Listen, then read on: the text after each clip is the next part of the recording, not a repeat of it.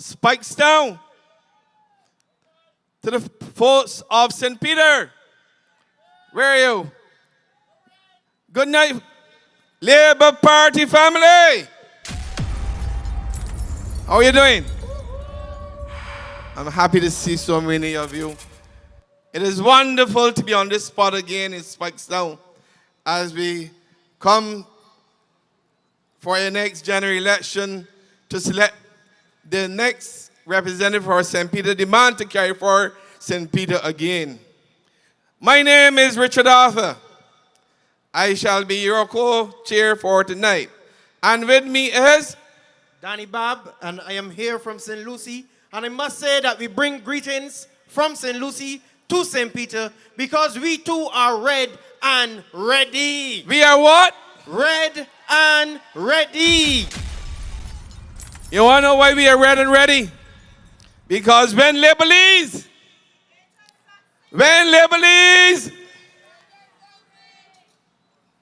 look, we have had strong leadership, and at this time there's no need for change. We have a long list of members and comrades from the Barbados Labour Party who will be coming tonight. But now my voice is not as good as it used to be. It is not getting old. It is that the flu had me down. So I got a man on backup, a fellow called Julian. I think he's somewhere about here. But without any further ado, I want to introduce you to our first speaker for the night. This is a young man who I first met in my house at Mayor's in St. Peter. He came with Julian, a young man who, when I first met him, I said to him, and I asked the question, what are your intentions in the Labour Party? Because like a young man trying to court a bride, he had to come to see the father and the parent. He said to me, Arthur, I am a product of St. Peter. He said, I am Burton Hines' grandson. Now that was the first pass mark for he. I have seen then, since then, this young man moved on to heights that is unbelievable, representing Barbados all over the world. And having come back to Barbados, he has served in the cabinet of Mayor Montley with distinction. Tonight, I bring my minister, the man who shall return to be the representative of St. James North. I bring to you Shad Blackman. We going big. We going big. Go big or go home. Big man, big heart, big action. We going big with Chad Blackman. Big man, big vision, big passion. We going big with Chad Blackman. His talent and ability beyond his years maturity. With the whole lot of love for this country, you don't know Chad Blackman is ready. And with a whole lot of knowledge, bright and so innovative. For all the St. James North massive, a great representative. Big man, big heart, big action. We going big with Chad Blackman. Big man, big vision, big passion. We going big with Chad Blackman. Good night, Speightstown. Good night, Speightstown. Good night, St. Peter. Good night to the great people of the North. You know, my roots are here, as you heard from your chair, Richard.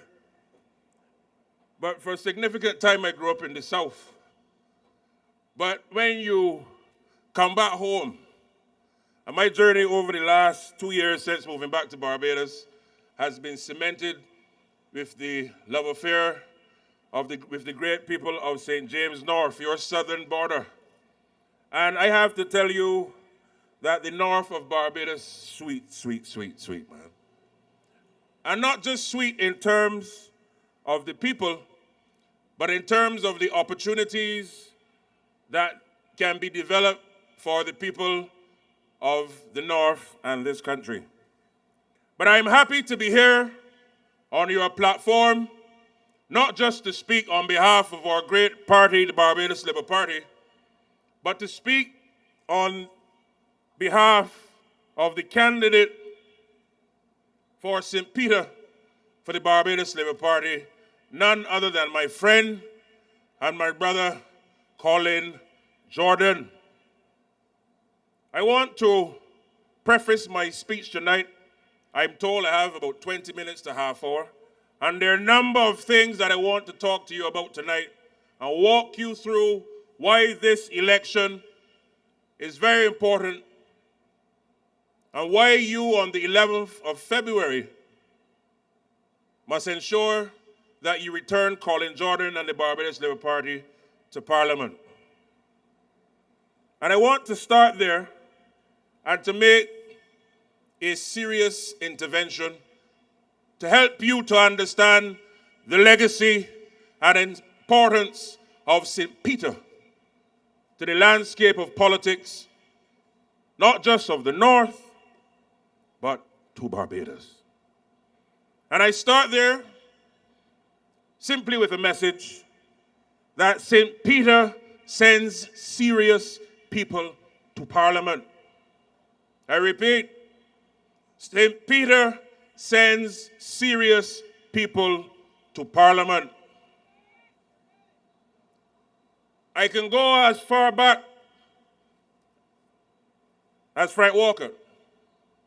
Yes, not on the Barbados Labour Party side, but he was a titan in politics, in labor, and ensuring that the common man had their issues articulated well.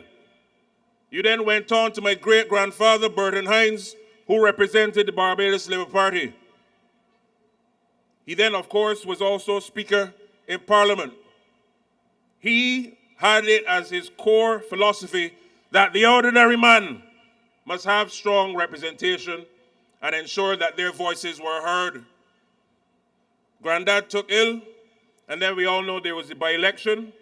And let me also use the opportunity to pay respects to Sybil Leacock, who, of course, as we knew, passed recently. May her soul rest in peace. And we all know that you, the great people of St. Peter, sent not just an MP to Parliament in the name of Owen Arthur, but a man and a brain and a visionary who will go down in our history as one of the greatest prime ministers in Barbados and the Caribbean. You sent him there. And thereafter, after Owen Arthur stepped out of politics, you sent Colin Jordan, a man of the soil, a man who understands the people, a man who comes from within, and he takes the work of representation seriously. You sent him there in 2018. And over the last 8 years, Colin has not only distinguished himself as an MP, but I can tell you in many respects I've worked with Colin over the last 8 years.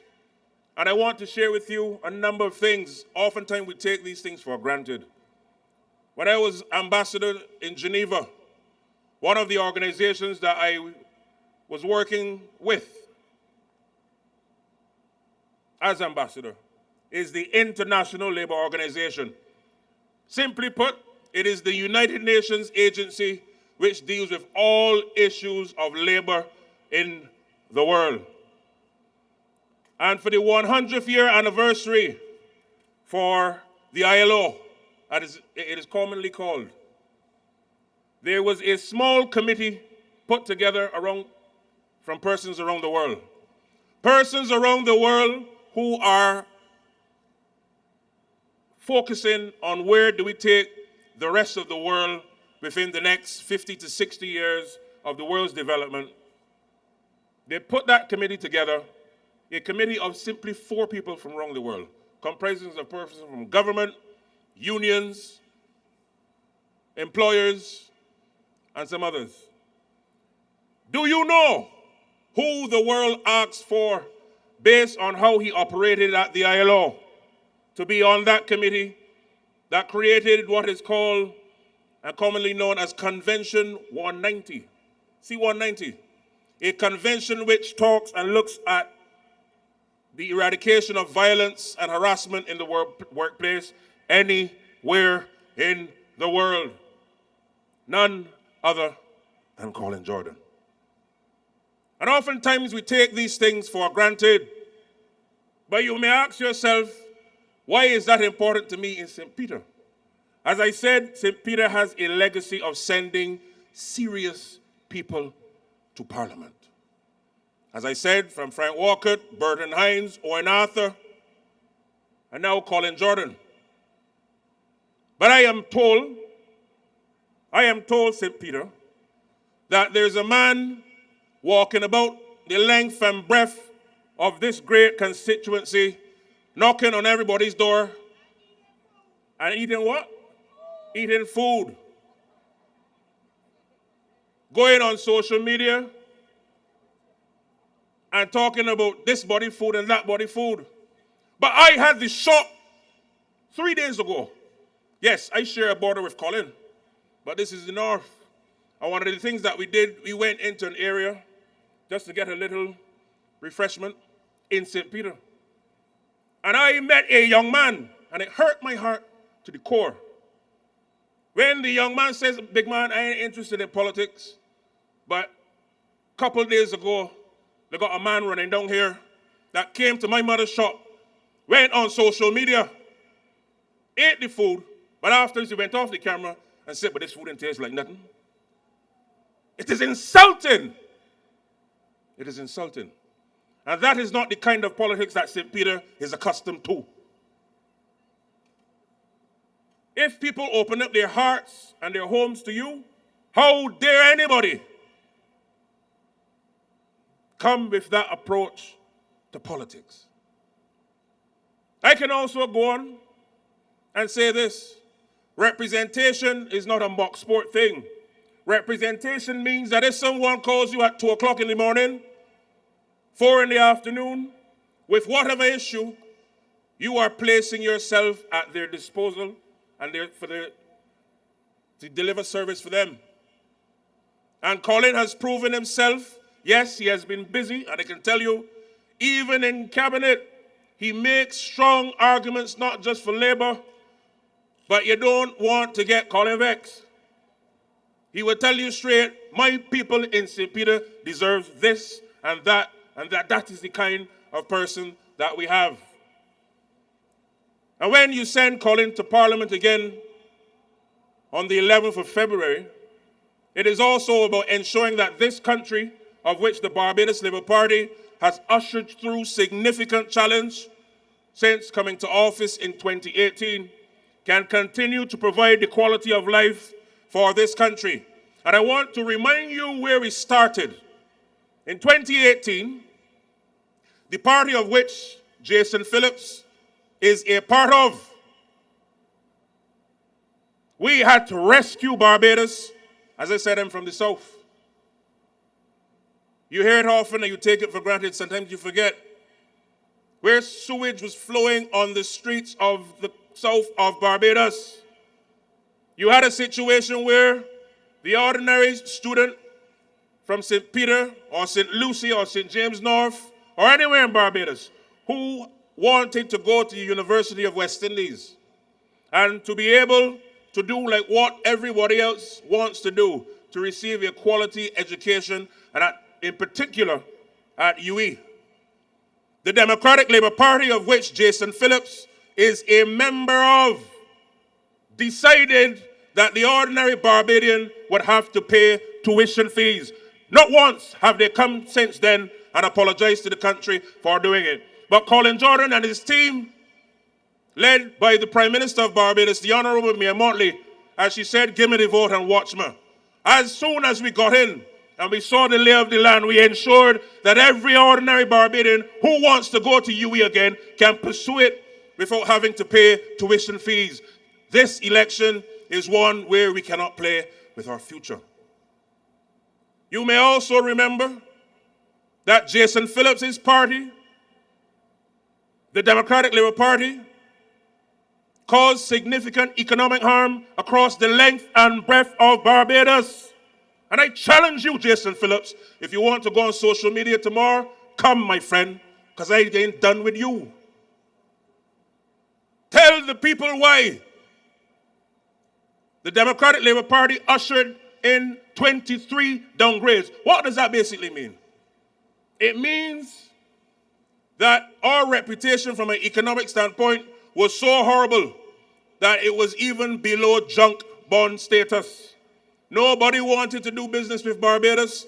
Nobody wanted to hold government assets or government paper because the Democratic Labour Party, of which Jason Phillips is a part of, oftentimes we forget, but the truth is, every single time the Democratic Labour Party is in office, we have sucked salt in this country. And every time the Labour Party restores it, every single time, they want to then come around and court, make false promises. It is like a relationship. You and your boyfriend or you and your husband or your wife went through the hard times. You made life together.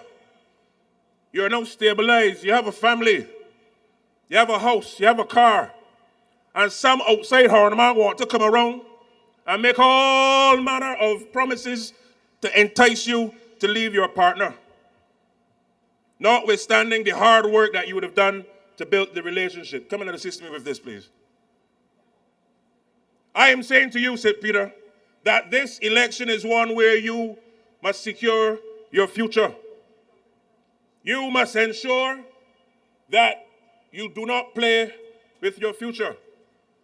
Why? There's work to be done and to be continued. Last year in education, you would recall that the Alma Parish was reopened. It was not Jason Phillips and the Democratic Labour Party which did it. It was the Barbados Labour Party, of which Colin Jordan and his team is a part of, that saw the necessity to ensure that this is done. Why is transformation of education so important? And I want to touch on this tonight. For the last 401 years or so, we would all recall that this country was colonized by the British. The colonial experience was not one that was pleasant. It was not one that brought us any joy. But part and parcel of that colonization is that they left, particularly within the last 80 years, an education system that reflected the aspirations of those persons who live in England and their colonies, not realizing that as a people, particularly a people who are of African descent, that our values and our norms and our culture and our ideas must now be unleashed to create the new spirit of Barbados for the 21st century.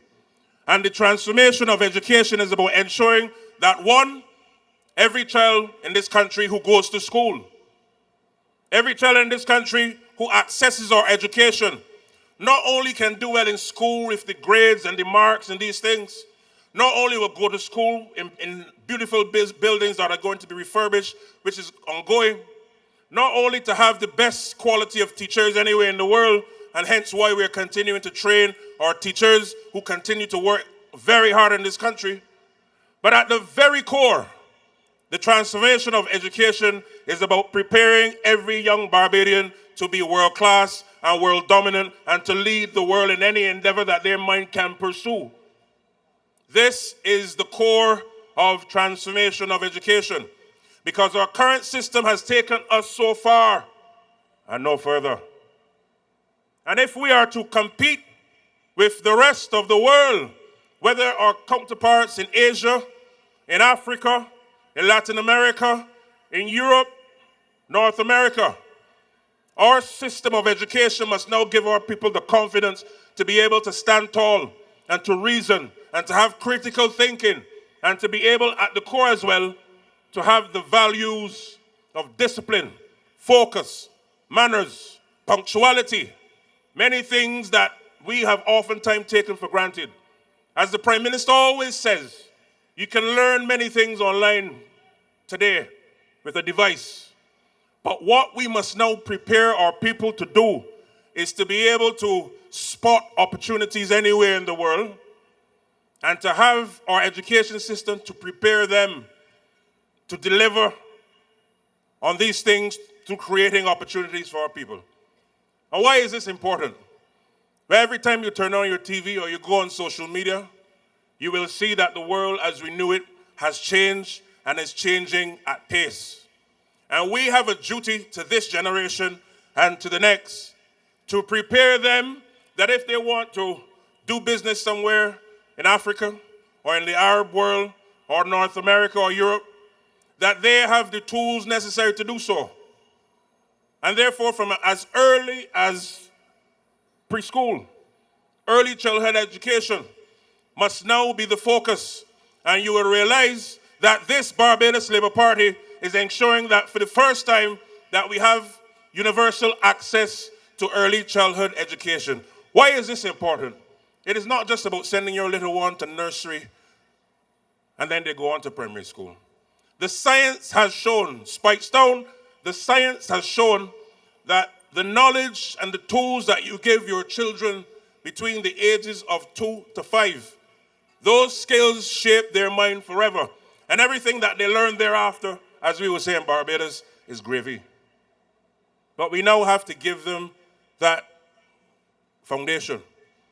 Oftentimes, I'm sure if you look on TikTok or social media, you will see a lot of videos with young children in Asia, and in particular China and South Korea, doing phenomenal things, sewing, making devices at the age of 3 and 4. Bajan children are no different. God has blessed our children with the same ability to do so.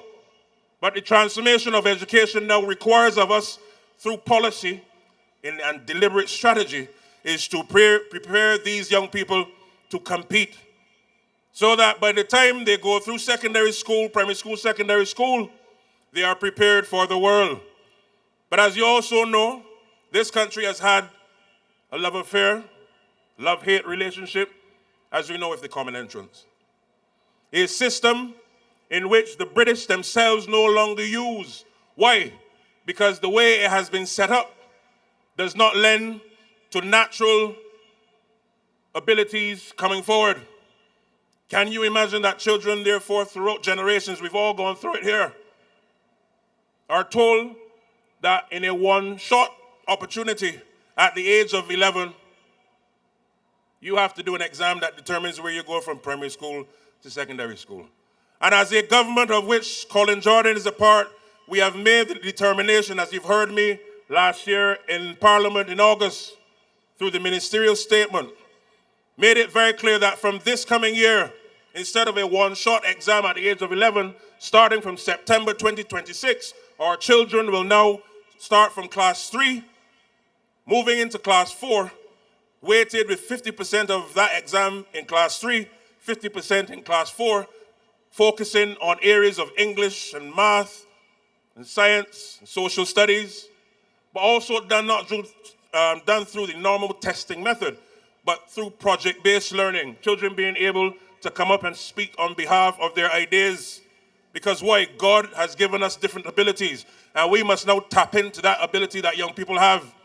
The idea is to make the transition from primary to secondary school more equitable, more fair, and allows for our children to have the opportunity to continue to do well. And why is this important? We all know the historical legacy of the common entrance. And if you ever doubted yourself or doubt that that is true, if you meet someone in Barbados for the first time, I can almost guarantee you within the first 4 to 5 minutes of meeting them, they will ask you what? One question. Where did you go to school? Not so? It's a fact.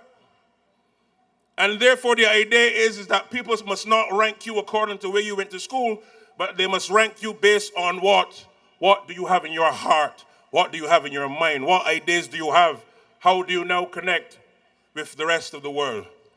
I'm being told that I have 3 minutes. I thought I had another 30 minutes. But suffice it to say, I'll wrap up shortly by saying this.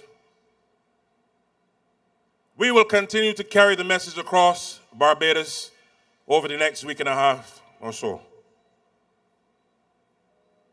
This government has started from 2018 and has proven itself that whatever it has committed to do, notwithstanding how difficult it has been from time to time, from COVID to ashfall, to all different types of things, weather events, Beryl, the Labour Party led by the Honourable Prime Minister Mia Motley and her team, of which Colin Jordan is a part, as Owen Arthur from St. Peter used to say, you face it and you fix it.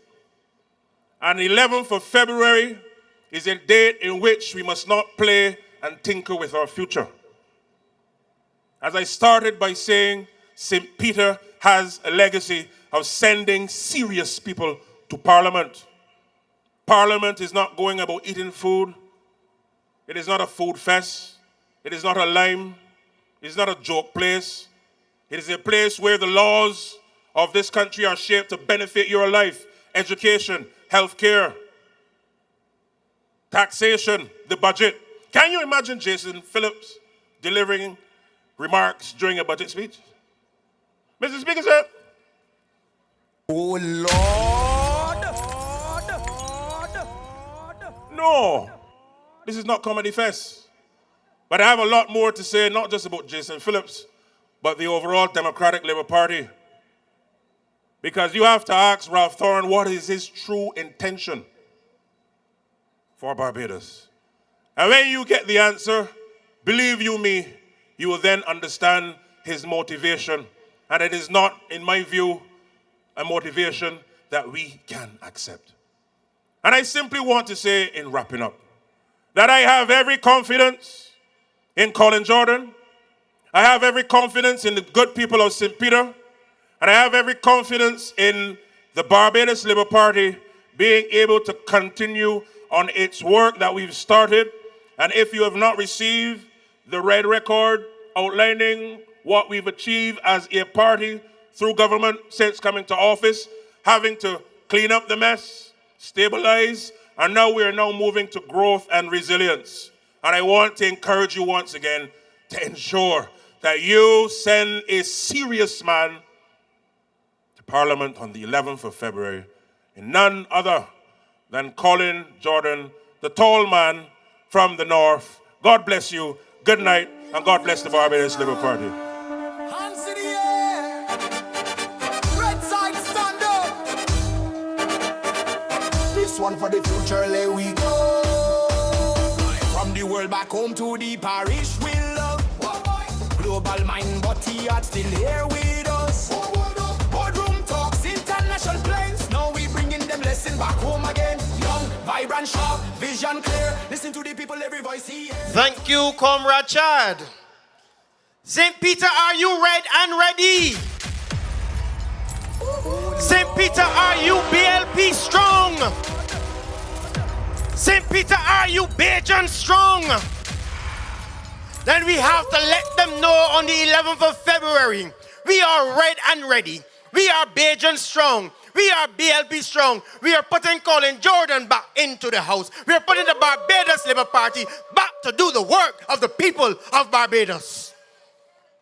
This evening is a very serious evening because we have a lot to talk about and to share with you. We have to share our record, and do not let anybody fool you. The Barbados Labour Party has done more work in the last 7.5 years than the Democratic Labour Party did in the 10 years they were in office. You know the work we are doing.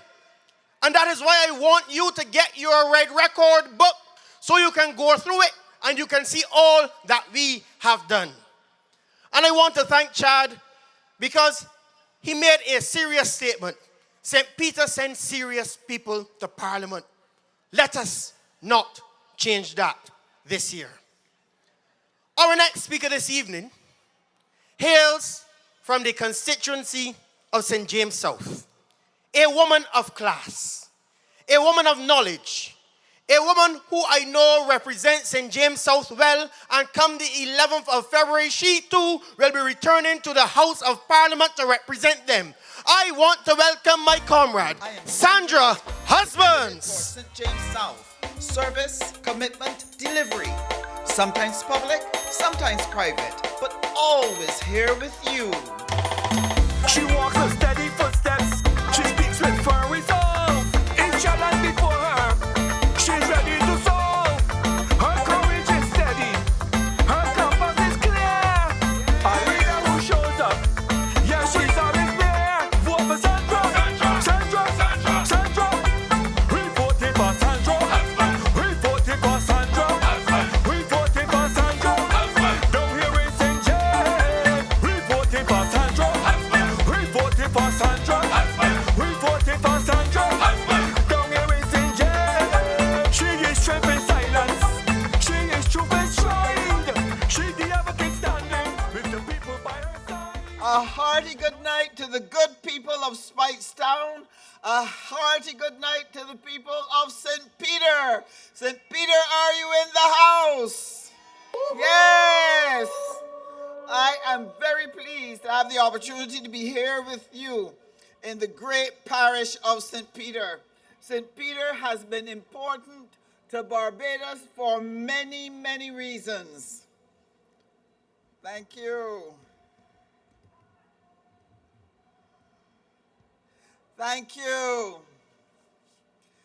St. Peter, at a personal level, is where my family have come from. All the husbands that you've seen in St. Peter and St. Lucy, we're all connected there.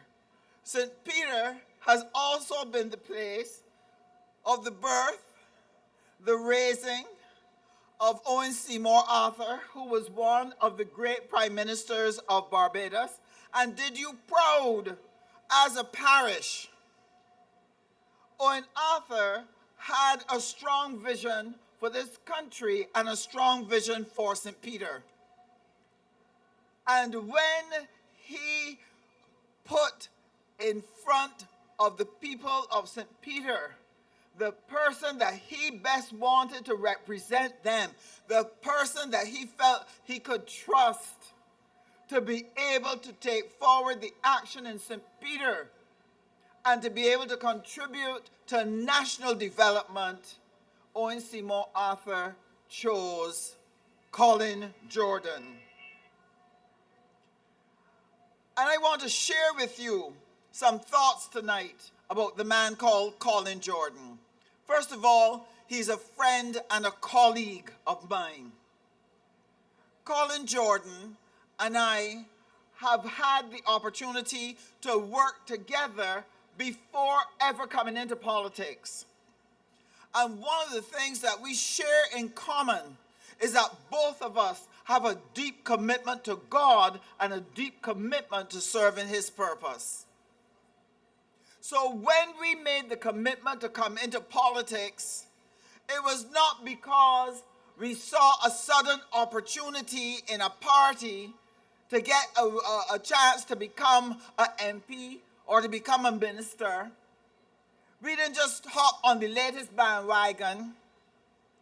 We weren't hopping and skipping and wondering where we could go to be able to get into politics. We were people who were serious about service, and therefore we prayed and presented ourselves in a serious way to the people that we represent today. And let me tell you something. From the time I knew Colin's background, he started out as an accountant. Colin then went to work in tourism. And I'm sharing this for a particular reason. Because when I first encountered him, he was working at hotels and he was in charge of training. I was a management consultant. I offered training up and down the length and breadth of this country. Many hotel workers know of me and my work. And I had to interact with Colin because he was at a hotel and he was in charge of training for that hotel. And I can tell you that on the mind of Colin Jordan is fairness to workers. on the mind of Colin Jordan is how can we help workers to do better, to earn better, to get a better break. Constantly in his representation of the workers where he was working at a hotel, deep in his heart was always, how can we make life and conditions better for workers, and how can we defend and protect them? So that when Colin came into the Ministry of Labor, he was not a stranger to labor. This was a natural thing for him to be able to serve the labor that he had always served way back in time in hotels. And therefore you saw it in the quality of work and the drive which he brought to the Ministry of Labor. Colin was able to bless not only St. Peter, but the whole of Barbados with the legislation that his ministry produced in order to make life better for people. One of the things that he had brought was the Sexual Harassment Act. You also had the Employment Rights Act. You have the Safety and Health Act. And he also introduced the minimum wage. But what was moving behind all those pieces of legislation? It was to make a better life for every worker in Barbados and in St. Peter. And he will go down in history as one of the most productive ministers of labor, who was the most transformative for the people of Barbados and for the people of St. Peter, Colin Jordan. I grew to respect this man. I was able to respect him because he's committed to his principles. He's a man of integrity. And more importantly, he is a man that cares. You only have to see the care that he has for his daughters, beautiful daughters. For Colin, making a better life for people is what drives him every single day. And that is why it is important for the people of St. Peter and the people of Speightstown to recognize that this election is not about who you like, who you don't like.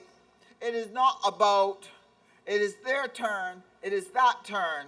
This is not about the person who drinks with me and the person who makes sport with me.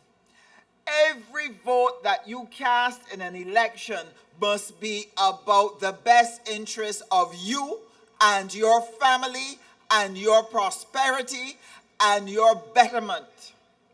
That is what your vote is about. You have one simple question to ask.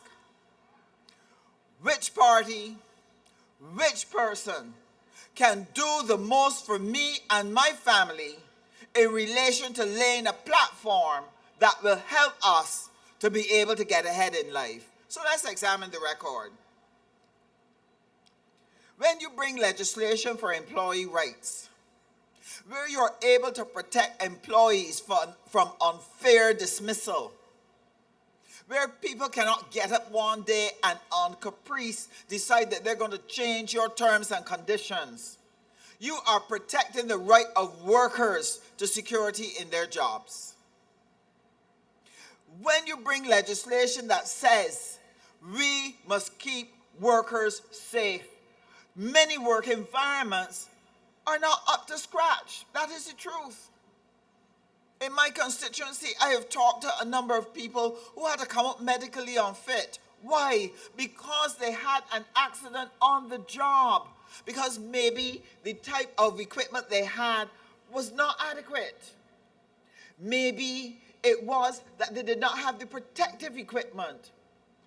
Maybe they did not have the training to be able to execute their job in a manner that was safe. And just by failing to provide the right environment in which workers can work safely, what was the result?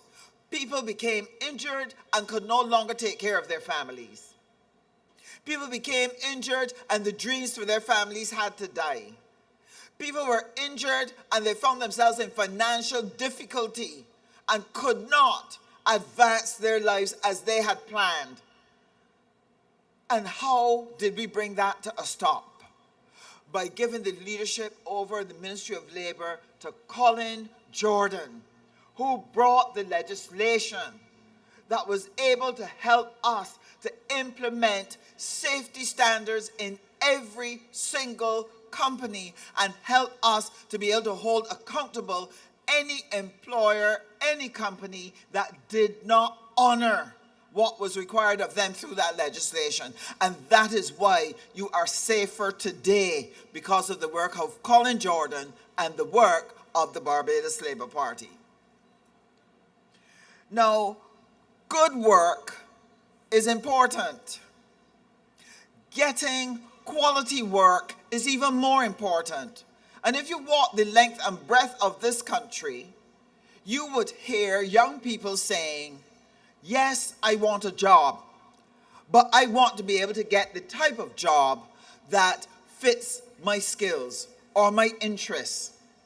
And one of the things that we recognized as a government, as we sat as a cabinet and looked at the challenges we were having with unemployed young people, of young people at risk, we recognized that there needed to be a massive change in the way in which we approach the education of our children and the opportunities that we put before them. So what was going to be needed? Not a siloed approach. What was going to be needed was for ministries now to start working together to be able to create the environment in which our young people could thrive. Because when young people have dreams but have no hope of achieving them, certain things happen. In males, you can get an explosion. This is where you can find yourself with crime and violence in the home because they're frustrated. In women, you can see it in depression and not caring anymore about what happens to them and not safeguarding themselves in their social life, etc., because they feel there is no hope. No hope can destroy a people. It does not only destroy the individual person, it also destroys a nation. And I want you to understand this. Every dream that a Barbadian has will have an impact on other Barbadians. I'll give you an example. If your dream is to own a home and you achieve that, in so doing, you have provided an opportunity for someone who is in construction who wanted to succeed in their dream of building a construction company. Your dream has helped their dream to become a reality.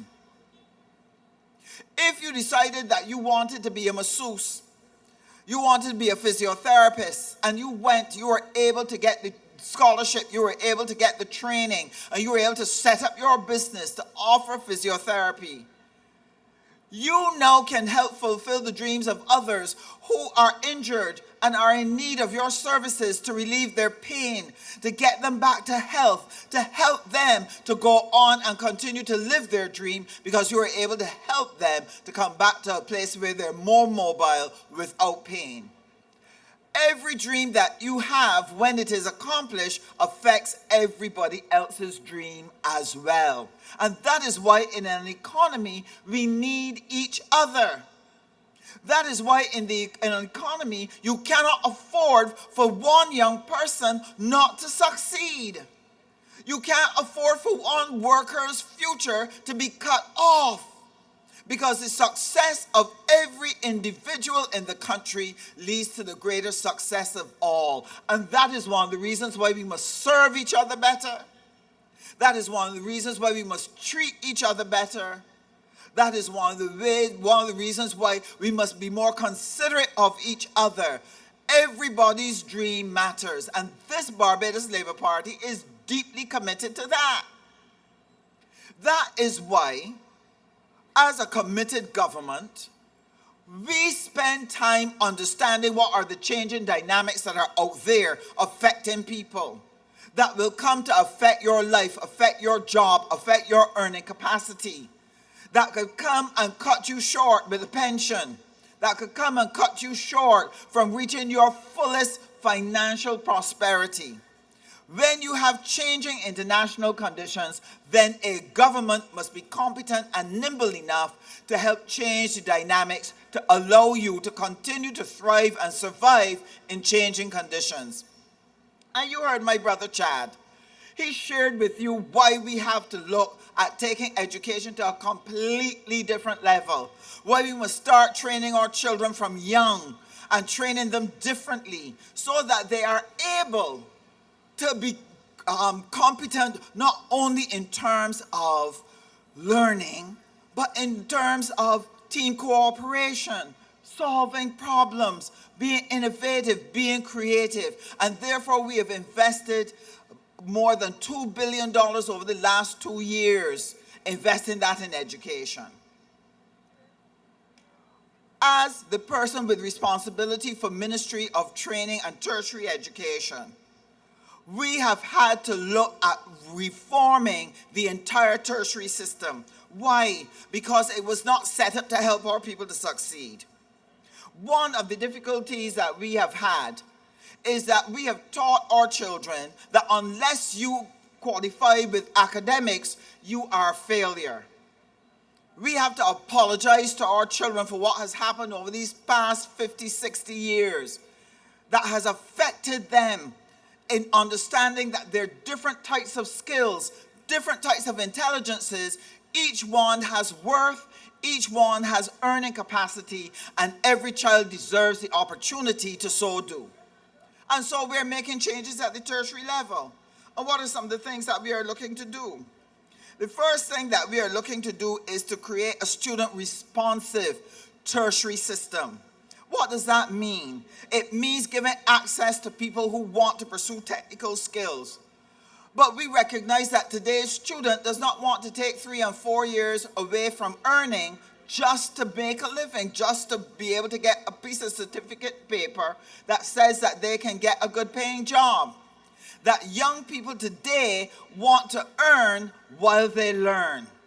So what must we do with tertiary education? We are going to be changing the system to allow you to take what we call micro-credentials, where instead of doing something for 3-4 years, you can get competency-based skills and acquire those skills in 2-month and 3-month situations so that you keep building your package of skills at the pace that you can manage. And what does that mean? That you can work while you learn. You can earn while you learn. And what does this do for the individual? It allows them to learn at their pace. But we're also taking it a step further. We have terrorized people with exams, with trying to memorize everything and trying to remember it in one moment and put it down on a piece of paper. No, with competency-based learning, what we'll be introducing at the tertiary level is that you will demonstrate your competency. So if you were taught joiner work and you were able to build a chair, this is what you were taught, then your exam would be to build a chair, to demonstrate that you can get it done. If you're doing human ecology, to be able to do hairdressing or whatever was the skill you were after, to demonstrate that you have the competence to execute the task, that you are being tested by doing. And that makes a big difference to people who don't like exams. So what we're trying to do is to create an environment that is much more responsive to the needs and the learning styles of students. Now, we felt that this was important for a very critical reason. There are changes going on across the world that will change forever how we work.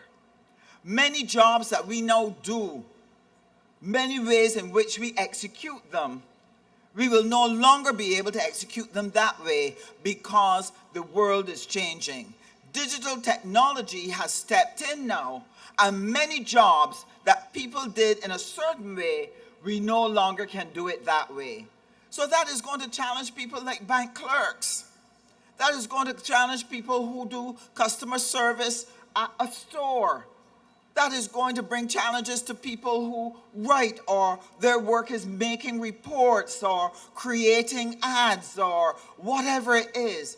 Technology is going to change how a number of us work. So what does a responsible government do? You set up a system whereby you are going to assist people to reskill and upskill. If we fail to do that, it means that we are going to find ourselves at risk for high unemployment. And national employment is a major security issue. So our responsibility is to let you know that a number of jobs will change, but that we have put in place what is going to be required to help us reskill and upskill Barbadians. So what are some of the things we are working on? We are working on the formation of the University College of Barbados. This is going to bring together 4 institutions and make them one university college that has a focus on technical skills and vocational skills. And we are going to be able to expand the number of students that can pursue that. Right now, we turn away a couple thousand young people who cannot get into the SJPI or BVT because we don't have enough room.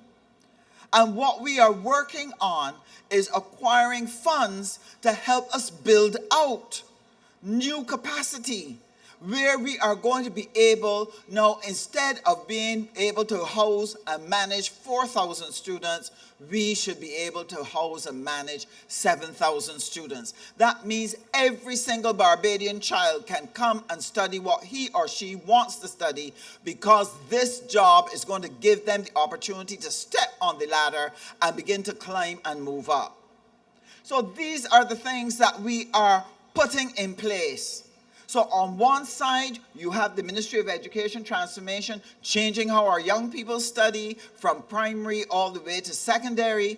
And then you have at the tertiary level, we're helping them now to focus on the specific skill that will give them that career. And then Colin Jordan at the Ministry of Labor is ensuring that there's decent work, he's ensuring that there are protections, and he is ensuring that they have what is necessary to be able to grow and become a global citizen. So I just want to end by saying our aim is to provide this nation with highly skilled,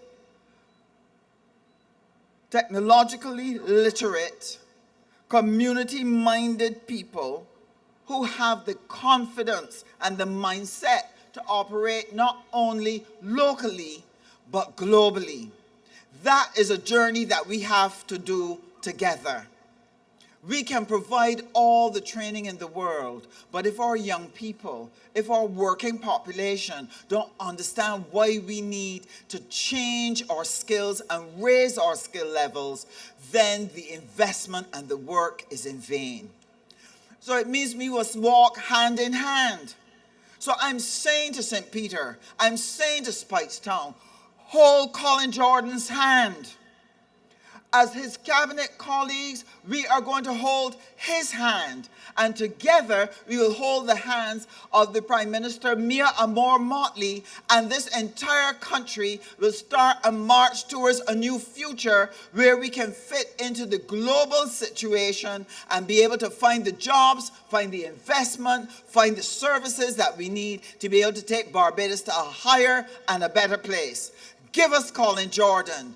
Give yourselves Colin Jordan. On February the 11th, we are saying to you, go in that polling booth, look for Colin Jordan's name, put your X carefully in that box, and bring Colin back to Parliament. His colleagues are looking for him. His family is looking for him. Barbados is looking for him. God bless you all.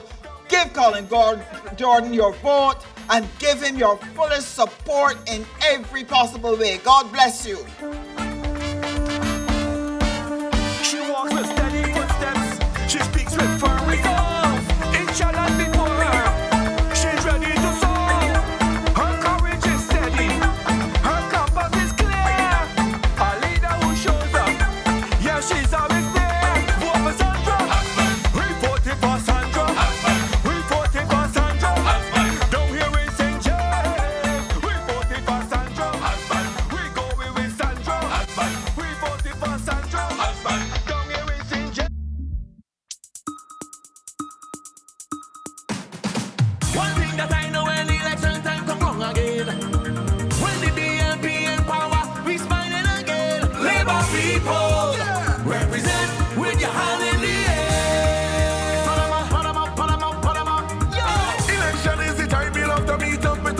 What's me and Motley and these bound there? The country within. Me and people represent with your hand in the air. Let's go. Leadership that's strong with pride in challenging times. When we come together, the country smiles 'cause we are for you, me, we, and the BLP party. It could be COVID or a threat. Me and God we said, is action you want, then real action you go get, because you, me, are the heart of the country. Vision come and pump hey, pump hey, pump hey. 'Cause we got the team that winning, every single body winning, energy and vibes winning. Let me see if he's here working. St. Peter, are you ready? Are you ready for February the 11th? What are we going to do? We shall return Colin Jordan to the Parliament to represent us once more. Look, we have a young man in a yellow shirt walking the length and breadth of St. Peter, claiming things he knows not what or how we got them or how they were put there. We have a man who stood on the road that was paved in Station Hill, and he said on social media, I caused that road to be done. And then he went in gears and he said the same thing. And I know that Carol Boyce know better than that. There's a man called Jason from right here in Gil's Tenantry. He claimed that he was responsible for the opening of the tunnel right here. Knows nothing about that. But we know that Colin Jordan was deeply involved in all of these things coming to St. Peter. Look, for years and years, Gil's Terrace used to flood out. We came under the Mayor Motley administration and the new canal here was opened up. The bridge here was opened up with two massive receivers. When Jason's family home was being flooded out right here in Gil's Terrace, he cried out for our help. But guess what? Last year we had a little rain at Rosehill. A little rain. The Lord sent his rain. And Jason went and stood up in the water coming down to Rosehill Merritt and said, look, this is Colin's fault. The Lord sent his rain, and he said it was Colin's fault. But he was standing up in that water in Rosehill, and we moved him from here, from being flooded out. What kind of person is he? But you know what? He's the man that will take credit for all the road works in St. Peter. But I'm bringing to you a young man who knows about what has truly happened with road works in St. Peter. I'm bringing to you the man who we share a border with. A man from down in the Marys. A man from down in St. Andrew. I bring to you now Romel Springer. LP to the world. Come on, Springer. One eyeball. The Dems no go pee. When it can be worse. Peeping. Everybody peeping. Them like too much peeping. We voting for Dr. Romel Springer. I give them one eyeball. You know got to peep. You know got to peep. You know got to peep. I give them one eyeball. You know got to peep. BLP is a party for we. Give them one eyeball. You know got to peep.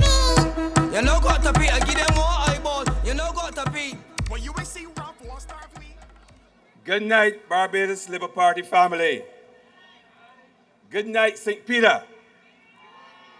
I bring you greetings from St. Andrew. You know, driving in here tonight, I came through Speightstown. I came through my old stomping ground as a past student of the Alexandra School. I spent many a day right here in Speightstown. On many occasions, when I should have been in school, in class, I was out here in Speightstown having a good time. So Speightstown is special to me. Coming down here reminds me of a time, a happier time in my life when I was a young man without a care in the world. When I was a young man who didn't have the responsibility of a constituency on my shoulder. When I was a young man who was not part of a team that has the responsibility of running a government in trying times, in difficult times, in changing times, in hard times. When I was a young man just living life, joking around, and being a clown. Some people, for some reason, is seeing this thing as a joke. And they're all about St. Peter, joking around, clowning around. Anyone who would look at them or listen to them, they put in a camera in front of their face and making a spectacle out of themselves. That is what the other side has to offer. But I did not come down here tonight to reminisce only. I did not come down here tonight to discuss the other side. I came down here tonight with one mission, a simple message, and that is to steer the course. But I have to remind you, sometimes you have to be reminded as to why you should steer the course. Sometimes you have to be reminded as to why you should trust the process. And when I think on it, and I reflect back 7.5 years when we took the reins of government here in this country, I can only conclude that we were dealt a difficult hand. This Mia Motley-led administration was dealt a difficult hand, a hard hand. But you know what? We played it. And we played it as best as any government can be expected to play. But sometimes we forget. So I'm here tonight to remind you of just some of the times that we have been through, some of the things that we face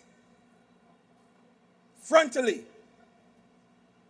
and some of the things that we've overcome, to the point that sometimes we forget that we've been through these things. Very quickly, shortly after we took reign, maybe a year and a half later, this country was hit by COVID. Does anybody remember COVID? Do you remember the hard times of COVID? Do you remember the times when you could not step foot outside your door?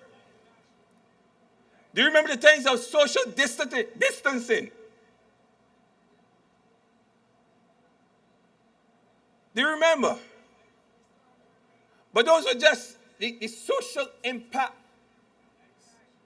of COVID. What was even worse was that particular pandemic, that global pandemic, caused this country's economy to grind to a halt. Our airport was closed. Flights were grounded. Our tourism industry that this country depended on grounded to a halt. Our economy grounded to a halt. Do you remember that?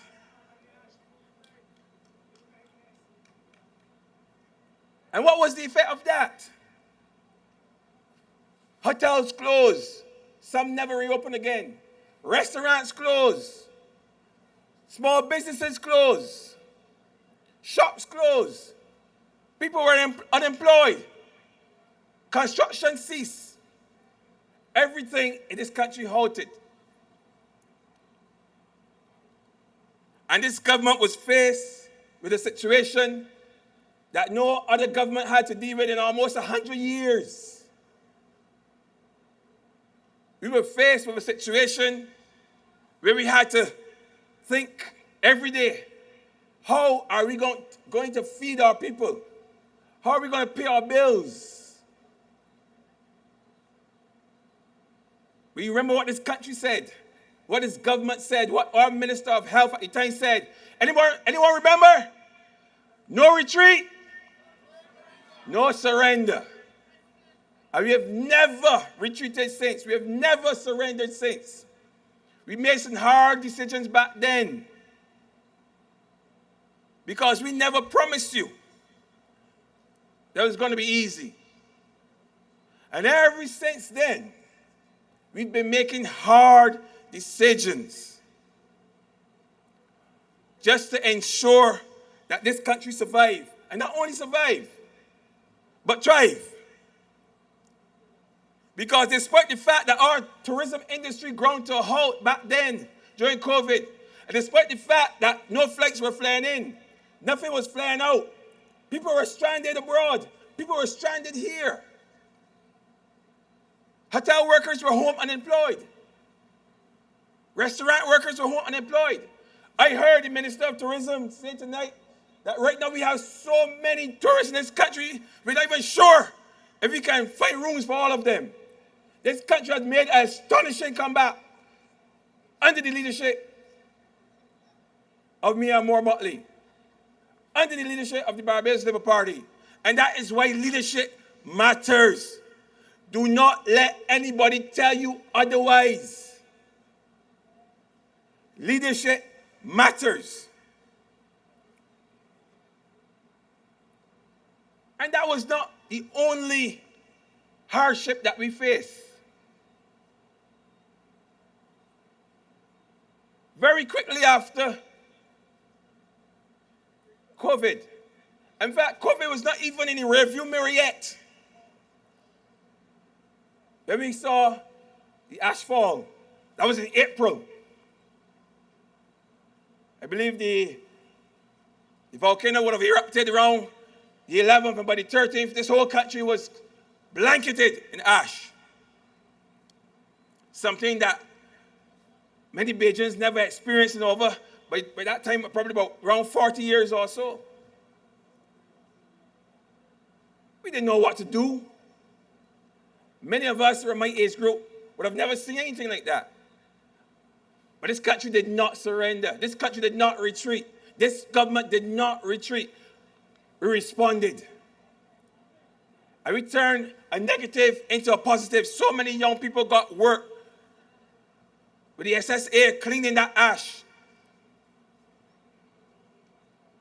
Young men all over, young women all over the place work. We turned a negative into a positive. And that's just one of the things that we would have had to grapple with.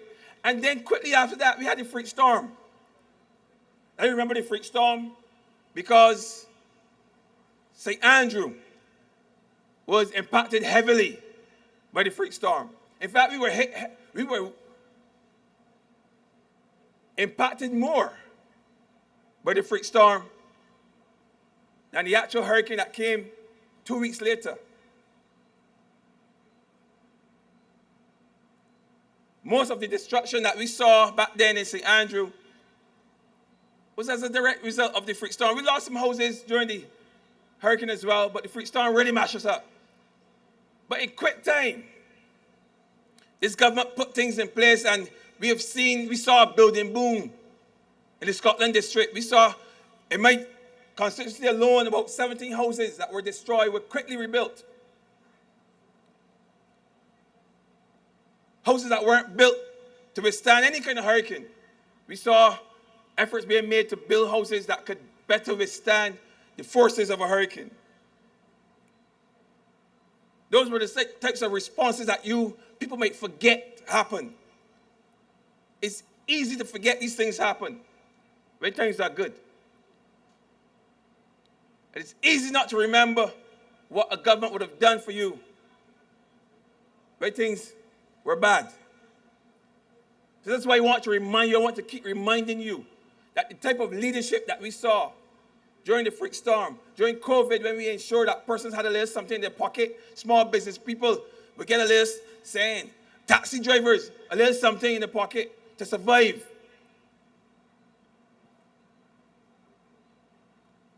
Those are all signs of a caring government, a responsible government, a government that understands their role.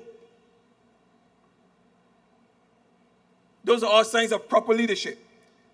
Could you imagine if we had gone through that same experience with the Democratic Labour Party? We would not have survived. We would not have survived. Today we are surviving and thriving as a direct result of the leadership and the decisions made by the Barbados Labour Party and by Mia Motley as our leader. Now if you just fast forward to today, we are now grappling for a number of years now with the effects of climate change. Now you know that the people on the other side made a lot of laughing sport about climate change. But if you live in the Scotland district, or if you live right here in Speightstown where it floods, then you will know that climate change is no laughing matter. Because I've been down here on more than one occasion to deal with flooding. We've seen these type of rains, hard rains, intense rains, rains that we're not accustomed to, that maybe fall for a short period of time. But in that short period of time, you're seeing drops about this big so. And in a quick time, the whole place flood out. We see that right here in Speightstown. We responded to that. In the Scotland district, it's even more acute.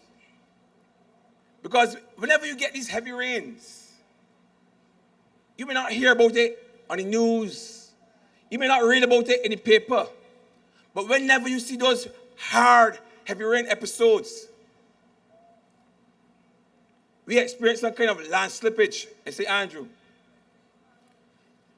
Sometimes the slippage occurs in the gully, along the river course, and cause no real impact to the people.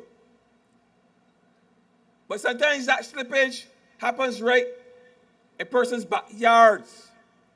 And all across the Scotland district, you have situations where people's farms, all the pig pen and fowl pen sometimes end up in the gully. And when you had that heavy flooding just recently, we had a lot of people all across Barbados, not only in Scotland district, but all across Barbados, who would have lost chickens and pigs and sheep, goats, all types of things to that flooding. These are things that we go through every day. And then they want to make laughing sport at climate change. When these things are real and are impacting people right across Barbados.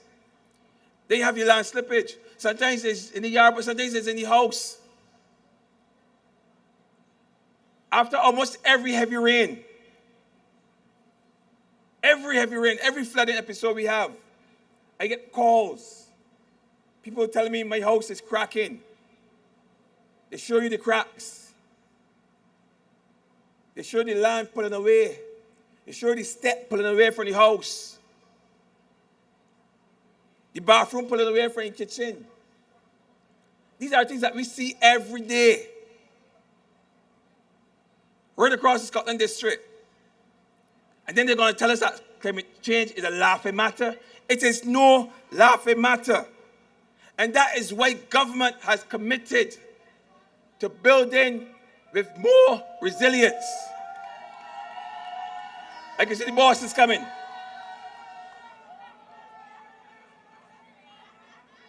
It's good to see how much you love your MP. That's your guy.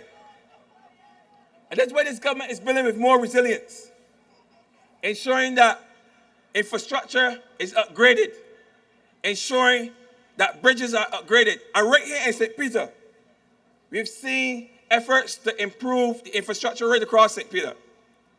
For here in Speightstown, we've done a number of roads. I was looking at the list before I left today. I realized that we have over 21 roads right here in St. Peter that we're working on, many of which have already been completed.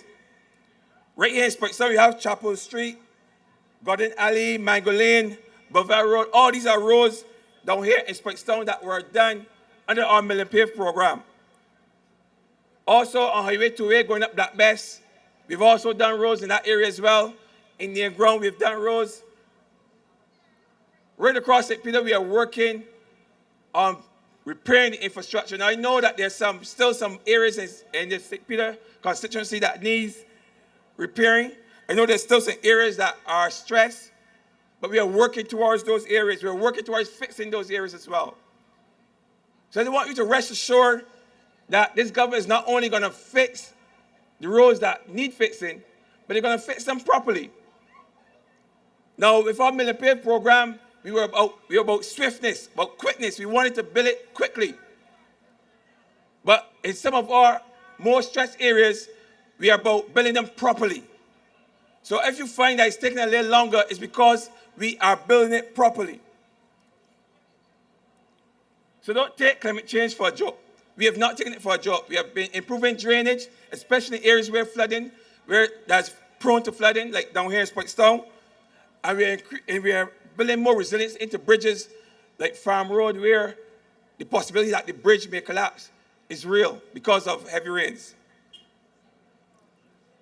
Now, as I wrap up, I want to speak quickly again as to why it is important to vote for true and tested leadership. Now, I know there's a person walking about St. Peter talking about representation. And you know, you can say what you like about your MP. One thing I can tell you is that he's an honest man. One thing I can tell you that he's not a corrupt man. He has clean hands. I'm not sure if I can say the same for the others on the other side. And he's part of a team that is a team for the times.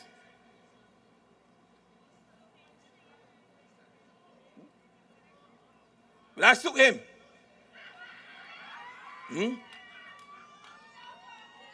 We no go peep. Huh? No go peep, man.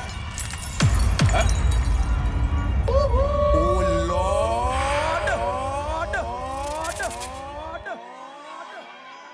He got to know what he's going up against.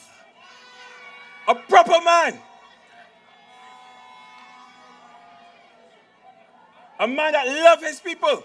Now I'm telling you, he loves his people.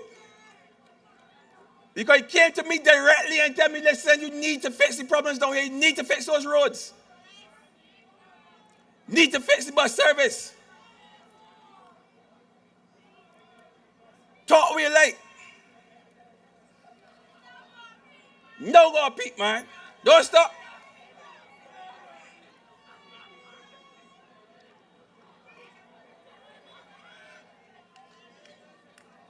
Leadership is important. Leadership, being part of the right team is important. So my people, don't pay much mind. Don't worry about him. Because I know that Colin has him covered. That's the man there.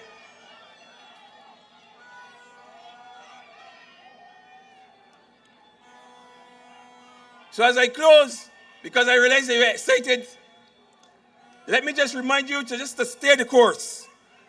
On February 11th, we can go and vote. Vote Colin Jordan. Vote for clean hands. Vote Mayor Motley. Vote for strong leadership that has been tested at home and abroad. Vote the Barbados Labour Party. Vote Colin Jordan. Good night. And God bless. We're going to keep peeping. That's all we're going to do. They're going to be worse, man. Peeping, everybody peeping. Them like too much peeping. We voting for Dr. Ramel Springer. I give them more eyeball, you know got to peep. You know got to peep, you know got to peep. I give them more eyeball, you know got to peep. BLP is the party for we. Give them more eyeball, you know got to peep. You know got to peep. I give them more eyeball, you know got to peep.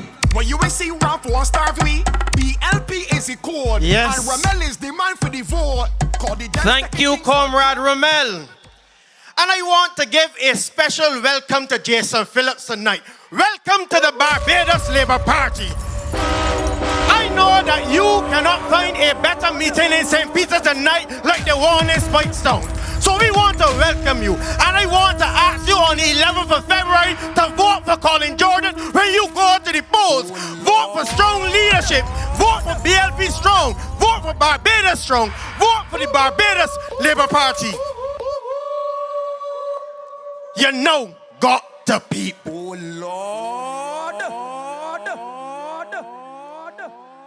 And I want to continue by saying that all Ramel said this evening was right. St. Peter, you have in Colin Jordan a proper man, a proper representative. And you must continue to support him. But coming next to this platform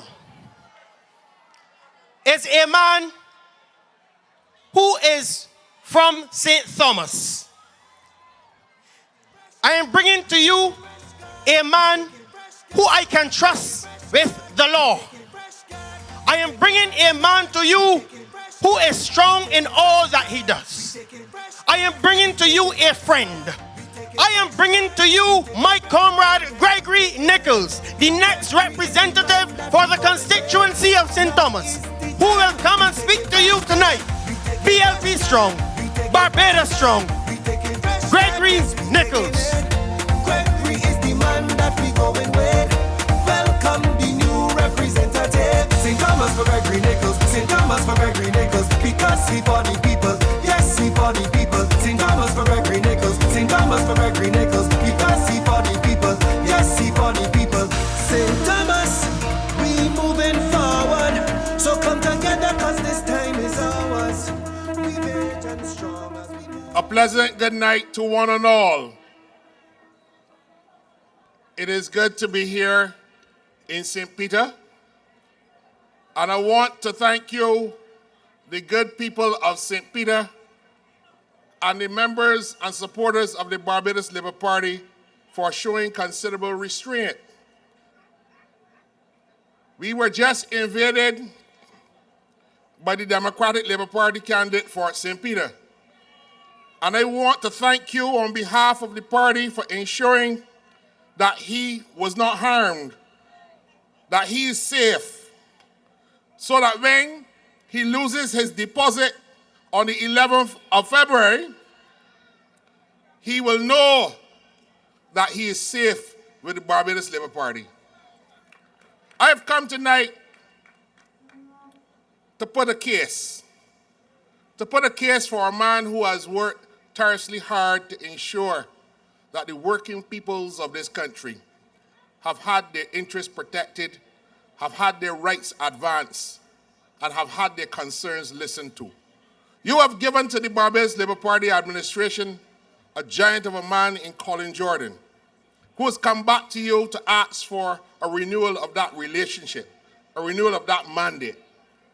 And in Colin Jordan, my friends, you will find one of the best ministers of labor that this country has ever seen. And I'm not saying so because he's my friend and he's my colleague. I'm saying so because we live in a world where the dynamics are changing rapidly every day. We are seeing the disruption of systems that have existed, that brought balance, that brought certainty to the world economic affairs and the world order over the last 50, 60, 70 years. We have seen crises after crises as small islands. Dr. Rommel Springer just spoke to you about some of the challenges that we face. But no country has seen what we have seen in the last 10 years or so. The global pandemic has had the most significant impact on working people. But we have had, at the leadership of the Ministry of Labor, Colin Jordan, and you know, working people in Barbados can tell you, we did not suffer as if we were under the Dems. And I want to make the case tonight to remind you what working people suffered under the Democratic Labour Party and what Colin Jordan has done as the Minister of Labour in the name of the Barbados Labour Party and in service to you of the people. Trade unions in this country under the Democratic Labour Party were under attack. School teachers who were members of the two teachers' unions in Barbados could not go to meetings without their pay being docked unlawfully by the Ronald Jones Ministry of Education. When we were going to school, teachers left and went to union meetings routinely. The schools were not disrupted. Skeleton staff and the prefects would take care and make sure that everyone is okay. Children were not in danger. But Ronald Jones and the Democratic Labour Party docked teachers' pay for attending union meetings. And we in the Barbados Labour Party went to court on behalf of the teachers' unions to restore that pay. And it was paid back by the Barbados Labour Party administration. Teachers have had terms leave. After 10 years, you get a terms leave with pay. The Democratic Labour Party took away that from teachers. We've restored it. They went down to the BIDC and said, oh, everybody above the age of 60 years old. In 2014, December 2013, Christopher Sinclair went to Parliament with a ministerial statement and sent home all of the temporary workers in the government service. 3,000 people went home under the Democratic Labour Party. This is the record of the last administration when it comes to labor. But what has Colin Jordan's leadership brought to the labor landscape in the challenging times that we have faced? In 2021, in the middle of the pandemic, this government introduced for the first time a minimum wage legislation, increasing the minimum wage that was operating by way of convention, but could never be enforced, to $10.50. To $8.50, sorry. Increased 1st of July last year to $10.50, and now to $10.71. And we were told, and I remembered the convicted felon by the name of Donville Innes, who the media has just jerked a mic in front of his mouth every now and again to comment on public affairs, saying that it would mean the end of businesses in Barbados. Businesses will collapse because the Barbados Labour Party brought into law a minimum wage. People like security guards, people that are working at gas stations, shop assistants, all across the urban corridor and even here in Speightstown and across the businesses. They told you it could not be done. But yet we have had 2 increases in that minimum wage since the law has been passed, and the businesses in Barbados have not collapsed, as prophesied by that convicted felon. The dignity of work and decent work and decent pay has to be the hallmark of a Labour Party. This party was founded by men and women who understood the relationship between politics and labor. When we came to office back in Owen Arthur's time when he was your MP, he didn't discard the the social partnership arrangement that Erskine Sandiford had put in place in the dark days of the early 1990s. We built on it. And today, Colin Jordan leads a ministry of the third sector, ensuring that there's collaboration with the unions and the private sector and government, working in tandem to ensure that the interests of working peoples are protected and advanced. We passed the labor clauses bill into law. What did it do? Businesses coming to Barbados, getting concessions in construction, in tourism, in all the other sectors. We woo them by concessions. I'm sure Kerry Simmons will come and tell you tonight that that world is coming quickly to an end. But businesses cannot come to Barbados and get contracts from government and unfair our people. You have to pay people wages. You have to respect the allowances that your foreparents fought hard in the tourism sector, in the hotels, to keep those allowances, meal allowances, tips, all of these things. But you have some people that want to unfair Barbadians.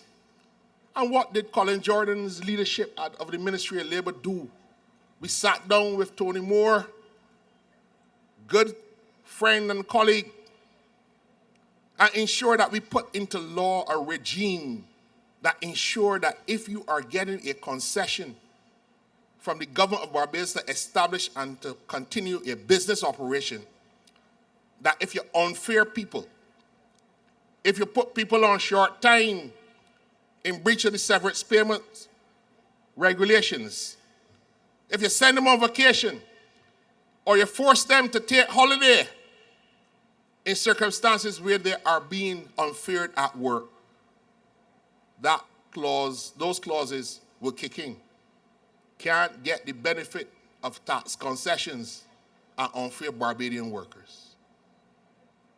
This is a government, my friends, that in 2020 passed legislation to ensure public workers who are working in posts above their established posts or their appointed posts for 3 years or more to be appointed in that post. In 2020, go back to the dying days of the Oinafa administration in 2007. The last thing we did was to pass the Public Service Act.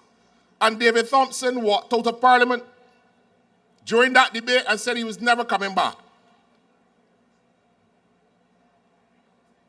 That legislation that was much criticized in the dying days of the Oinafa administration is still the law. But what we have seen is a public service that is unable to ensure that people who are working in vacant posts day in and day out without any complaints, the business of government is still functioning. How can you have people living in a state of permanent contingency? That is not what a Labour Party does. And during COVID, we made sure that all of those people were appointed. They're going to work every day. And this, my friends, was during COVID. Only last month, 2,000 more workers in the public service receive appointments. Because we had to come back again in 2025 and make right in people's lives. This is a government that is working for you. This is a government that will not allow anyone to unfair the working people of Barbados. And Colin Jordan is at the helm of this government's policy to ensure the workers' interests are protected and advanced. So when the clown show just made an appearance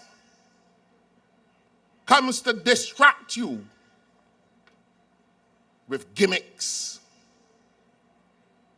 it was almost, it hurt me to see the Democratic Labour Party candidates going to pay their deposits. Most of them will lose those deposits. Errol barrels and flicking out money as if they went to buy lotto tickets or to gamble. That is not what this politics is about. The world we live in is so serious, my friends, that any disruption going on will affect us in a serious way. That is why you need strong, decisive leadership on labor matters, because labor matters. We need strong, decisive leadership because the future of Barbados has to consider things that we never had to consider. People can write a movie on using AI technology. One of my campaign songs was written by a young man from St. Peter. He is no musician. He wrote the lyrics.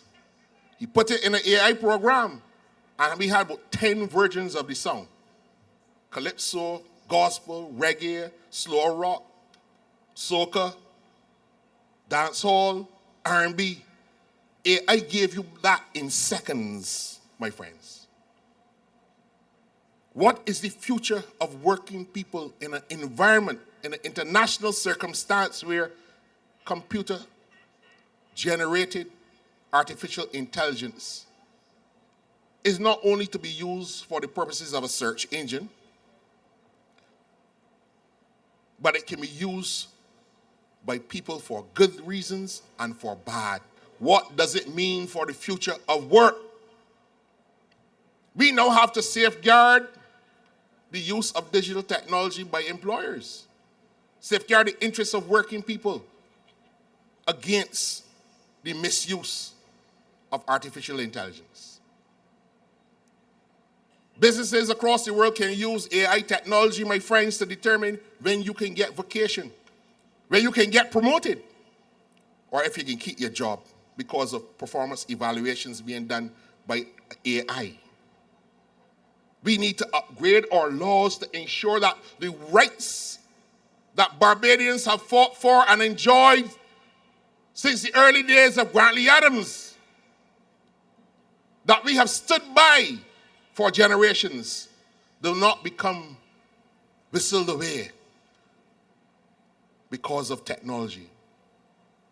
These are the serious issues, my friends, and I am not coming here to scare you, but I'm asking you to draw the contrast between the gimmickry and going on social media for the sake of making people laugh and a steady hand like Colin Jordan, who's gone to work for the people of St. Peter and all of the working people of Barbados from the time he was elected by you, the good people of St. Peter. So I've come tonight to make a case for Colin. I've come tonight proudly to say that we in the Barbados Labour Party value him. And I will tell you this. In 2022, shortly after the last election, Prime Minister Motley called me, asked me to return to politics, come back in the Senate. She gave me a strict mandate.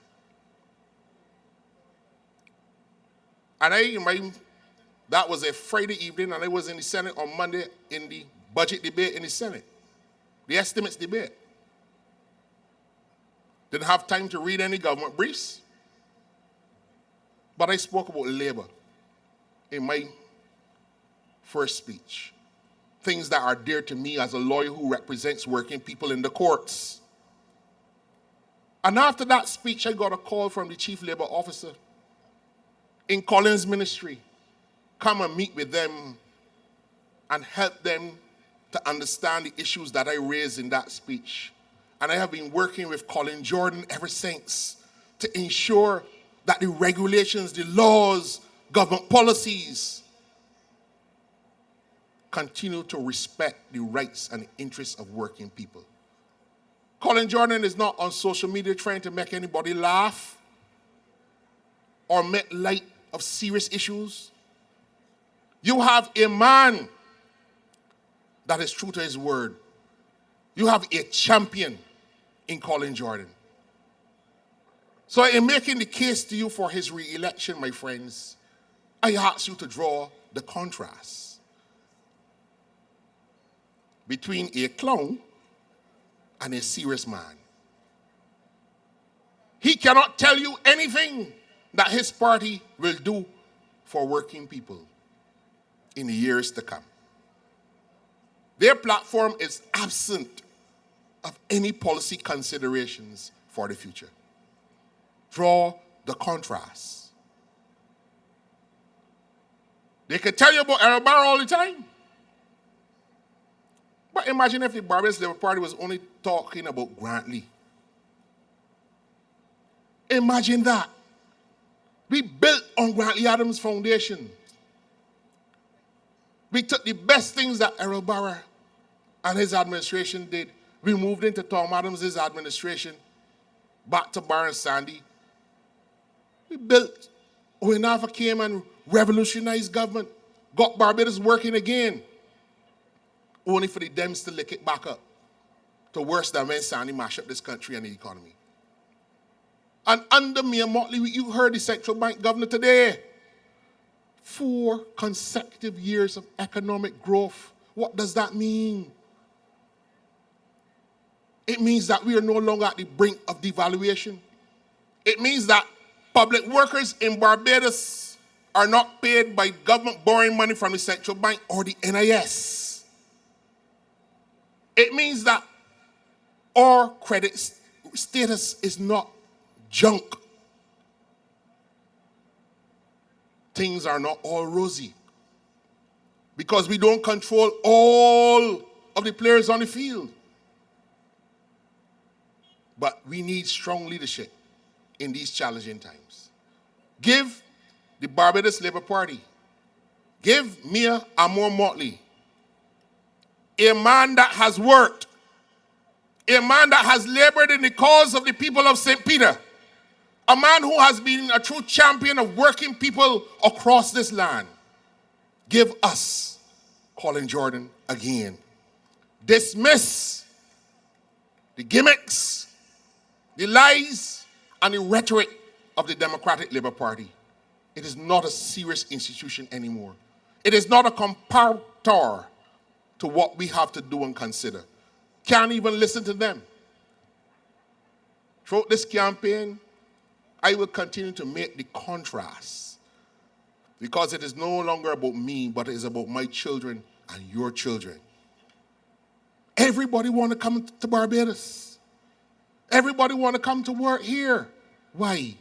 Because we have built a solid reputation as a place for decent work among decent people. Give us Colin Jordan. Good night, and may God bless you all. As our leader, we know Barbados is better, so we have no fear at all. The challenge is great, but we are greater. Now we more focused than ever. Get ready. Thank you, Comrade Gregory. Speightstown, are you still red and ready? Now, strong leadership for changing times. That is what we are speaking about as we go across the length and breadth of Barbados. We are talking about building a stronger Barbados, a resilient Barbados. And the only way that we can do that is when you go to the polls on the 11th of February, 2026, and you put your X next to the candidates of the Barbados Labour Party to ensure that we bring home this victory and to ensure that we take Barbados to the new frontier. So are you ready and ready? It gives me great pleasure this evening to introduce to you my Member of Parliament. It gives me great pleasure to let you know that St. Lucie is red and ready. And to let you that know that no undertaker will take us under. I want you to know that we have proper representation and progress under Peter Ricardo Phillips. There are things happening in St. Lucie. Things are happening for the people of St. Lucie. And tonight I want to bring my next representative, my friend, my mentor, Peter Ricardo Phillips.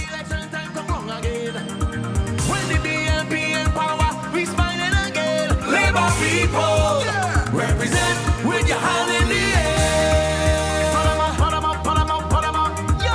Election is the time me love to meet up with all my friends. Must be a money and these boundary. The country we live, me and people. Represent with your hand in the air. Let's go. Leadership that's strong with pride in challenging times. When we come together. Good night, Speightstown. Good night, Barbados Labour Party family. Good night, my special people from St. Lucie. It is indeed a pleasure to be here. And I greet you tonight from all corners of my constituency. Now, I was a bit under the weather the other day, but I'm in fine fettle tonight and red and ready. As part of the Barbados Labour Party team, here to let the gospel of the BLP be known to all and sundry. Now, first of all, I want to say to you, I served in Parliament for the last 7 years. I had the honor to serve because the good people of St. Lucie elected me to do that, to represent them. When I first came onto the political stage, I came under proper representation and progress. I'm not going to talk about that tonight because I'm here in support of my brother and friend and good neighbor, Colin Jordan. But I want to say to you that this country has gone through quite a bit. Last night, I took a copy of the book, says Bajan Strong, the red record, the A to Z, promises kept. Now they will tell you, you will hear all over the place, particularly from RAT, the RAT, that the Barbados Labour Party has done nothing good for the people of Barbados. They will tell you with the propaganda that Colin Jordan has done nothing good for the people of St. Peter. They will tell you that Peter Phillips has done nothing good for the people of St. Lucie. But we will go through the record tonight. We will go through the record and let you know what has been done for this country, what Colin Jordan has done for you, the people of St. Peter. You will recall, sometimes you're going to remind people, you have to remind them of where we were. Remember, in 2020, for 2-3 years, we could not do a lot because of the pandemic, COVID-19. And you would also remember that the current administration under Mayor Amor Motley delivered what you call care packages. Every single family got something because it was hard. It was a rough period. Barbados had never experienced such yet. But under the astute leadership of Mayor Amor Motley, we weathered the storm. We managed COVID-19 pandemic. When everything was happening all over the world, there were people saying to you, I wish I was in Barbados because of the way that we managed that crisis.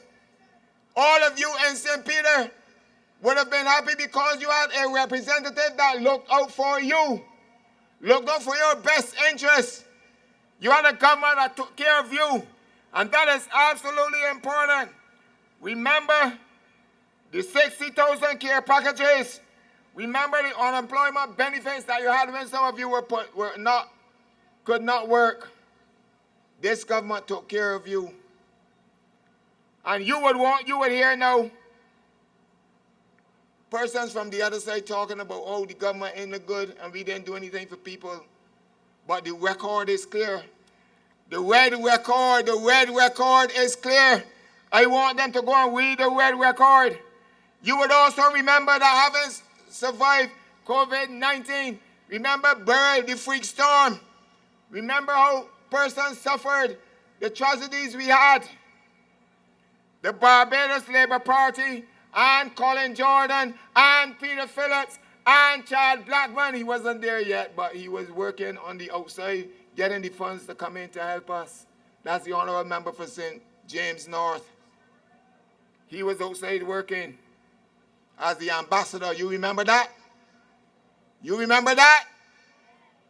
He was working. He was not a member of parliament yet, but he was an ambassador working for Barbados on the international front to get all the help and everything that we could have gotten to help us to assist, to help us to cover these crises that we face. So my friends, tonight, I want to say to you, do not listen to fake news of the Democratic Labour Party. Do not have time to entertain them. I heard my friend Rommel from St. Andrew play the song, them peeping. They could peep as much as they like.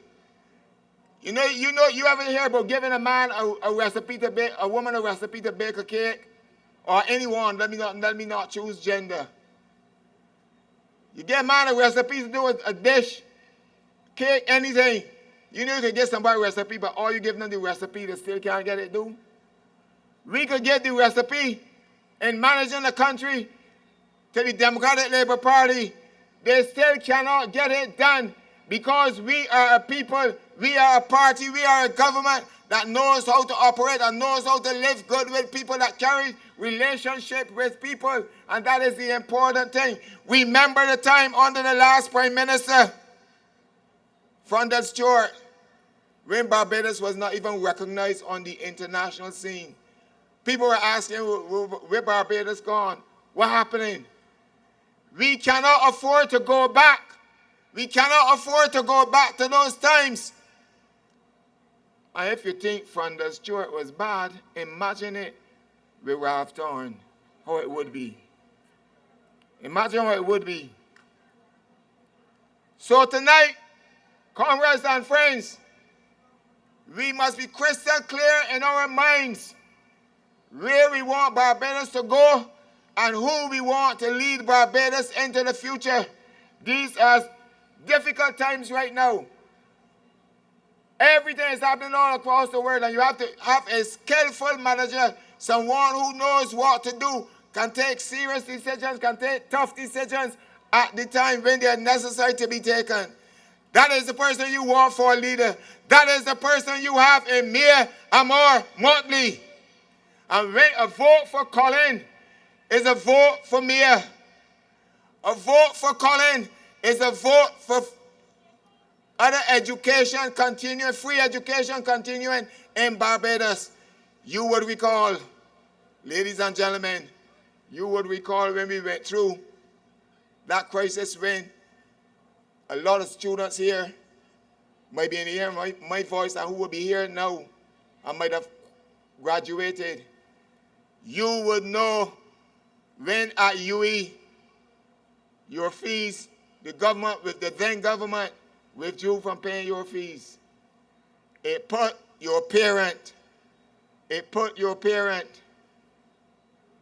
to have to determine which, if I had two children at university, I had to determine which of the two would continue. Those were the decisions you had to make under the last DLP administration. Lest we forget, they say Bajans got short memories, but you must not have short memories with these kind of things, because that would affect you if you have short memory and you allow these things to slip. You have to maintain and keep reminding the Democratic Labour Party, they talk about government. Let me tell you something. I sat down in Parliament over the last 7 years, particularly in the last term. I sat in Parliament and I hear the runway opposition leader, talk about everything wrong with Barbados. Barbados was going nowhere. Barbados had done this. Barbados had done that. The leader had done nothing good. I sat in Parliament here and I said to myself, well, I must be living in a different country. I would have to be living in a different country. Because here is a man that sat on our side at one time. But for whatever reason, and I don't care what was the reason he left, I'm glad he left. But you know what would happen? I'm glad he left, for the people of St. John will put him out this time for good. Get him away from humbugging Parliament. Humbugging Parliament with stupid behavior. And you can imagine a man that said to you, I'm going to starve on the out. When I'm hungry, I'm going to starve on the out. A man that said that in Parliament, listen, you all will remember the statement back in the 1980s when someone from the Democratic Party said, let them starve. You remember that? So you cannot give them the opportunity. Here you have another member of the Democratic Labour Party threatening to starve out people. And when the time comes, as soon before the speaker get to the bottom of Parliament good, he almost knocked down the speaker and gone to the dining room. And just tell people, and just talk about people starving. He always knocked down the speaker, get into the dining room. He and his entourage. Man, if you don't want me to talk about that, you can talk about it because you come out here making people believe that the Barbados, the members of Parliament don't, we Russian, we hungry and all that kind of thing. And you're the first at lunch break to knock down people to get for food. And you ask, what has that got to do with what we're discussing? What it has to do is to show that a man says one thing, talk one thing, and do something else. You do not want double standards in Parliament. You do not want double standards in Parliament. You want people to call a spade, and if you stand up for something, even when it gets tough, you still got to stand up for that same thing. You cannot trust Ralph Thorne. And I do not know, I can say no, I do not know what to say. I don't get on a political platform and talk about people. But I see a man tonight knocking both here. I understand he does knock both at people's house and all of that and do all those kind of things. Looking for solutions, looking to hear the good ideas that I am sure Colin Jordan will share with you. Looking to hear the good ideas that are being shared from this platform.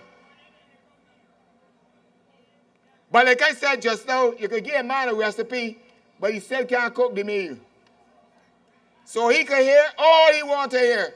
The DLP could hear all they want to hear. They could come and listen, they could tape, they could record, they can do anything. They are not capable of running this country like the Barbados Labour Party has done for the past 7 years. We are the best, I can tell you that, because we don't make hasty decisions. We clearly think through things. The people of St. Peter would remember when Speightstown used to flood out. The clouds set up and Speightstown flood.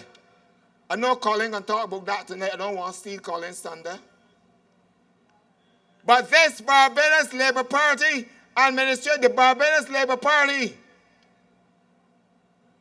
sat down, looked at the situation, and determined that they will find a solution. We are a party of solutions. A party of solutions, a party that loves people and looks after the best interests of its people. And the undertaker, you know, I don't want to start here in St. Peter because I go in St. Lucie. I got 3 caskets. I'm going to get a little bit tonight. Them say that I go to a lot of funerals. And let me share this with you. Each and every one of you have families. So they vex because I go to funerals. But let me tell you something, I'm a member of parliament, I'm a representative that cares about people. So whenever people go through something, I go to a lot of Christians too. They don't tell you that. I go to a lot of parties too. I share celebrations. If you have a death in your family, I must be same way. I left my home in Alexandria and go to a party or anything like that. Or go to your house like in times like these, like now. Colin goes to funerals too. And we understand what it is to grieve with people. I go there and I beg you for a vote. If you lose a member of your family, I must go there and express my sympathy to you because you may be hurting, going through difficulty. I know what it is to hurt. I know what it is to lose a loved one. I lose 2 brothers in 1 year. So I understand what it is to grieve. So I understand what sometimes you lose the breadwinner of your house, the breadwinner in the family. And if I could go and I could beg you for a vote, then I could also go and grieve with you. And I have no apology to make for that. I don't care what the Dems could say. They're sorry because they don't have people that are as caring as we in the Barbados Labour Party. That's their problem. I represent from wine to iodine. I represent from Genesis to Revelation. I represent every aspect. Whenever something happens, I am there. I will always be there, and they cannot stop me. And that's the hallmark of a good member of parliament. Must always be there. I say to Colin, I've been Colin, and Colin is my neighbor. Colin is my neighbor on my border. Colin is also a good man. Not just a tall man, but a good man. And I say we live within about a mile or 2 from each other. I in Alexandria, Colin in Roseville. So I got to pass by Colin to get out of St. Lucie to get into town. And we have a very, very good relationship. That is why I have no problem tonight in coming, because I know Colin Jordan is a good man, is a man who is worthy of your vote. I have no problem tonight in coming here and asking you to support Colin. Support Colin, go out and vote for Colin, not just support. I wanted to go on February the 11th and vote for Colin, just to give Colin the amount of votes just as tall as he is. Let the votes be tall in St. Peter.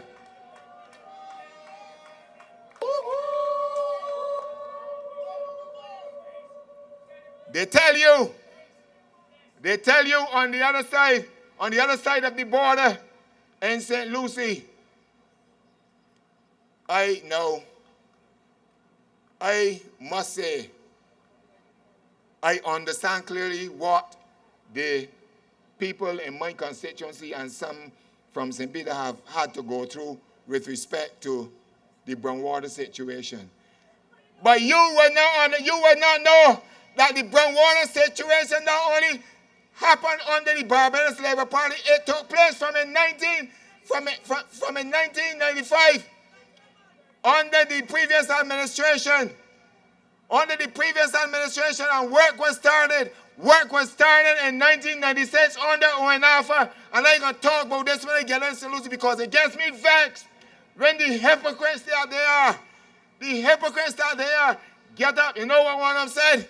You know what these strategists said? But we dealing with it from the last 7 years. The problem was existing all long before. I have a report from the Water Authority that I'm gonna loose it out.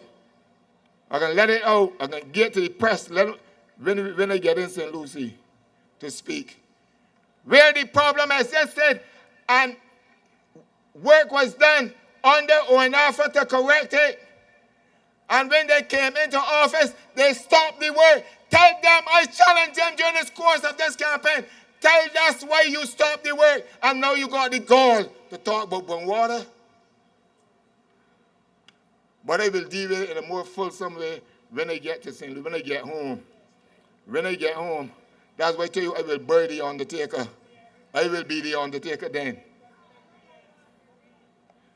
So ladies and gentlemen, with all that has happened over the past 7 years, I will tell you, you can expect, I know that a good report card, Colin Jordan has a good report card. He has a report card that when you read the comments of the instructor or the teachers, they will say pass, pass, pass. He has passed the test. And let me drop this one and leave it with it just now. A lot of you might not know this, but my wannabe opponent, I was his former prefect at CP.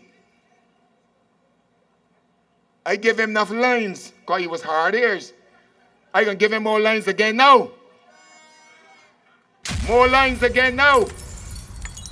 As a matter of fact, not lines, because when you get lines and then write them, you used to get detention. Now is the time he's old enough, I can give him a detention on February 11th. And help him to understand this ain't a blood sport. This ain't a mock sport about here. This is real representation. This is about dealing with people, meeting the needs of people.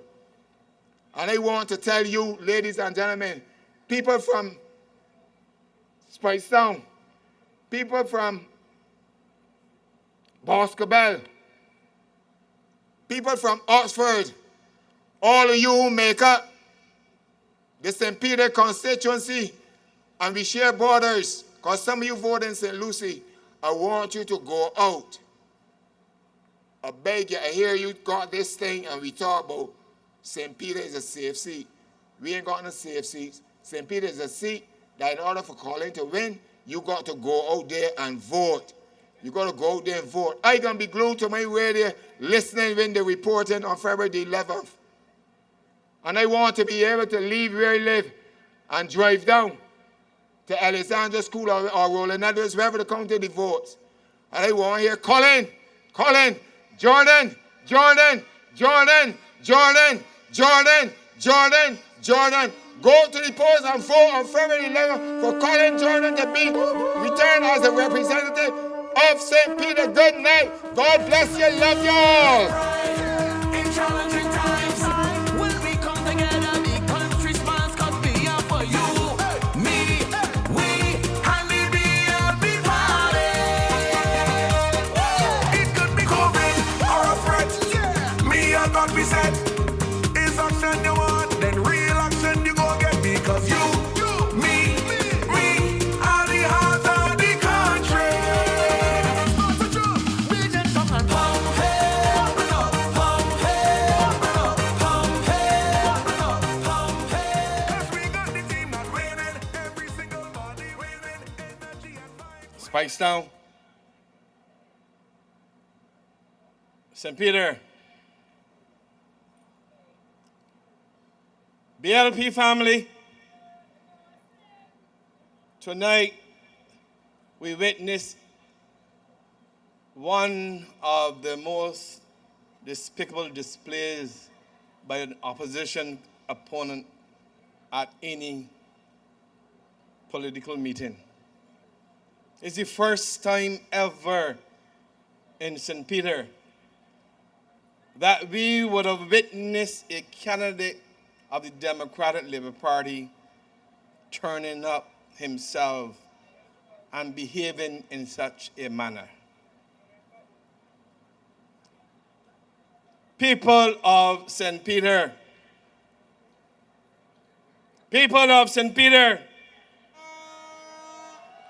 for that behavior here tonight, we must send Jason Phillips a strong message. A strong message.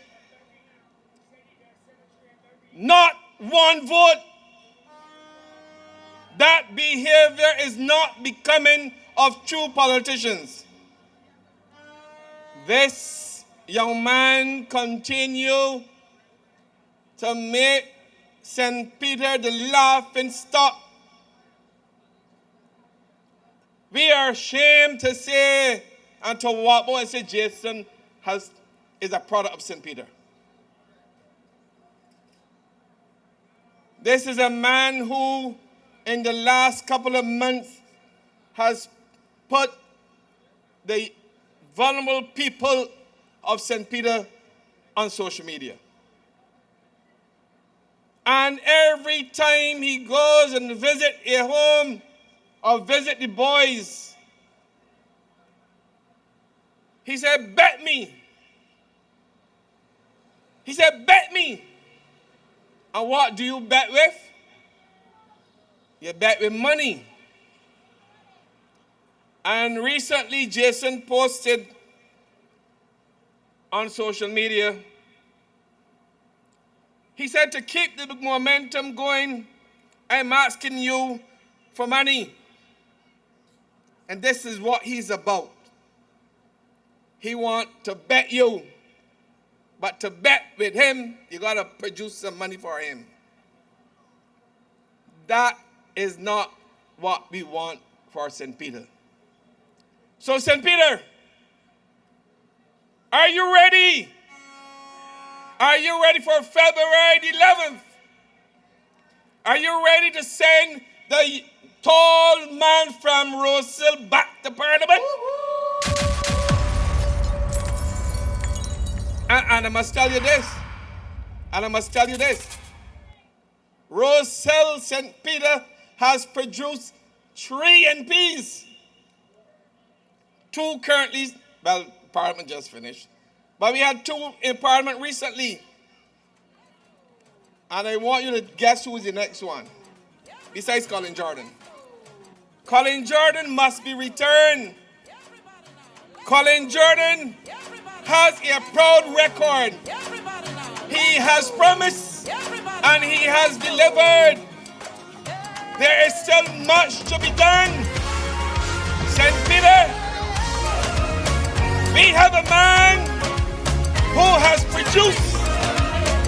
He has produced for St. Peter. He has produced for Barbados. Colin Jordan, St. Peter, we must have him back in Parliament. I beg you and ask you to go out early on February the 11th and cast your vote for Colin Jordan, because that behavior by the other candidate cannot hold. People love St. Peter. People love St. Peter. Colin Jordan is the man to keep St. Peter safe, keep St. Peter strong, allowing me and Motley on the team of the Barbados Labour Party. I give you now the man from St. Peter, the man from Rosehill, Colin Jordan.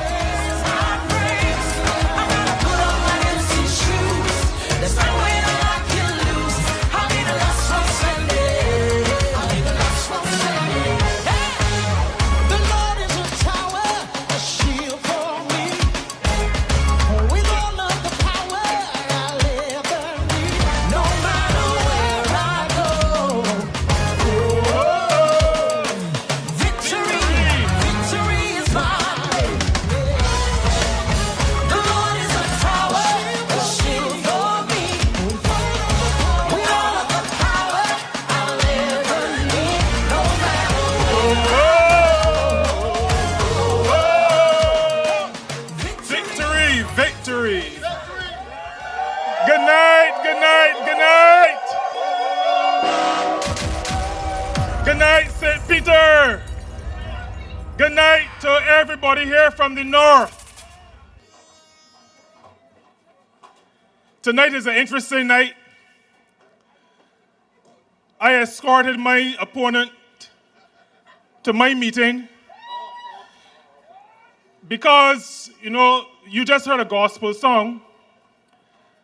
And the Lord says that the people who are going to get to the kingdom are the ones who saw people homeless and invited them to their home. I saw Mr. Phillips homeless, and I invited him to a good place. I invited him to the Barbados Labour Party family. This is a good place. The dames are walking about, fighting and cursing, calling people prostitutes and those kinds of nasty things. While the Barbados Labour Party is building and improving the lives of the people of Barbados. And when we talk about Bajan Strong, that is not just a slogan. Bajan Strong is not just two words put together. Bajan Strong is because we believe that we have to work with our young people, our students, to make sure that the entire society comes together to educate our people. We believe in free tertiary education. Tertiary education free at the point of delivery, so that you don't have on your own to look for $7,000 a term or a semester, or $10,000 a semester, but you can rely on the fact that all of us together, the social democracy that we practice, we come together to look after all of our people. Our idea of Bajan Strong is to make sure that polyclinics, like the one at Morris Spire, is able to take care of the needs of the majority of our people. Our Bajan Strong is because we believe that working together, all of us together, we can keep Barbados strong. We can keep the name of our country strong. Not like the opposition, which has put us in a position tonight where there are people questioning our democracy in a way that has never happened in our country before. People who want to lead the country but want to mash it up in order to lead it. Those are the people who we must reject. Those are the people who we must say no to on February the 11th, 2026. Nobody who wants to break up the country can be allowed to have their hands on the management of this country. In St. Peter, I come to you this evening to remind you of the work that we have done and that I have been able to accomplish on your behalf, because you sent me to Parliament to be your voice, to advocate for you on your behalf. You have told me what the issues are, and tonight I am happy to be able to report to you that I have been hard at work on your behalf. And I'm not just saying that. I am going to share with you and remind you of some of those things. I remember very well the month in which my sister passed away. It was August of 2017. In that August, Gills Terrace flooded. Gordon's Alley flooded. Some of Chapel Street flooded. Church Street itself was flooded. Many houses flooded in Gills Terrace, just behind where we are this evening. And I made a commitment on that day that once I was elected as your representative, I would do all in my power to make sure that we address the issue of flooding in Speightstown. And ladies and gentlemen, you would remember November last year. You would remember when we had that rain over the weekend. That rain ordinarily would have flooded out the entire Speightstown. All of Gil's Terrace would have been underwater. I am happy to report to you this evening that the widened, deepened canal took all of the water into the sea. That is Colin Jordan working on behalf of the people of St. Peter, working on behalf of the people in Speightstown. That is what delivering on behalf of people looks like. And that is what you sent me to Parliament to do. And that is what I committed to do. And that is what, ladies and gentlemen, I have delivered. When you sent me to office, you said to me, and maybe you didn't need to say it to me, because I'm a St. Peter man, I live in St. Peter, and I know the issues we have with the roads. And I'm happy to report to you, the people of St. Peter, this evening, that much work has been done already with respect to roads in this constituency. There is still a lot more work to be done. But I'm happy to be able to say to you that we have been able to fix the roads, many of the roads in our town, because we believe that the town center says a lot about the place. If anybody comes to Barbados and Bridgetown looks popped down, it tells people something about the country. If you come to St. Peter and Speightstown looks popped down, it tells you something about St. Peter. And so we have been able to address the roads in Gordon's Alley, in Chapel Street, Archers Lane, Bevelle Lane. We've been able to fix the road, Queen Street as well, Station Hill. But we haven't just stayed in the Speightstown area. We've gone east, and we've been able to fix the road in Clark's Gap. The road in Black Bess has been repaved. We have been also able to do the road in Gaze, close to Boscobel. We still have some work to do in the Boscobel area. We have a lot of work to do in the Indian Ground and Fort Hill and Roebuck area.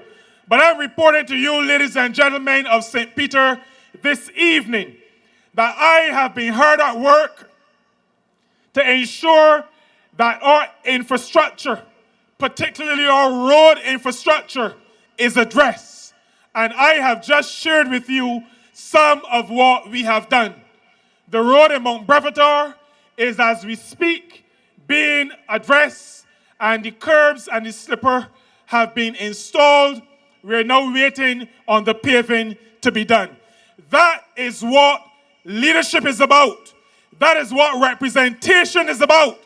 That is what I am about, based on the mandate that you gave to me in 2018 and that you renewed in 2022. That is Colin Jordan working on your behalf. We've also had some issues with respect to water, major issues in our eastern regions, Boscobel in particular. And I'm happy to be able to say to you, ladies and gentlemen, that even though the Dems did not do anything for 10 years with respect to roads in this country, with respect to water in this country, nothing they did for Barbados, nothing they did for St. Peter. As a matter of fact, the Democratic Labour Party in government was known to neglect St. Peter because they say St. Peter don't support them. Well, there's nothing wrong with St. Peter people being sensible people. You can't support people who walk about and talk about pimps and prostitutes. St. Peter don't descend to that kind of level. But because we maintain high standards, St. Peter had been neglected. 10 years, nothing with respect to water, nothing with respect to roads. In Boscobel, we are almost complete with the laying of new mains, particularly in the alley. There's work to be done, I think, still maybe in Johnson's Road, but the alley, Centipede Alley, the mains replaced, and we have now gone into Collins, because the people in Collins for many years have been suffering from low water pressure.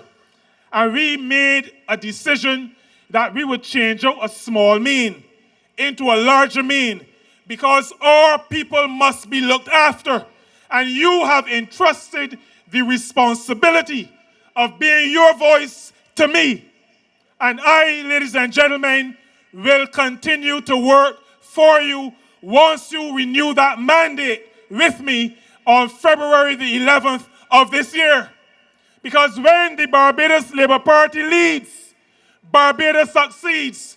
When Labour leads, Barbados succeeds. When Labour leads, St. Peter will continue to succeed.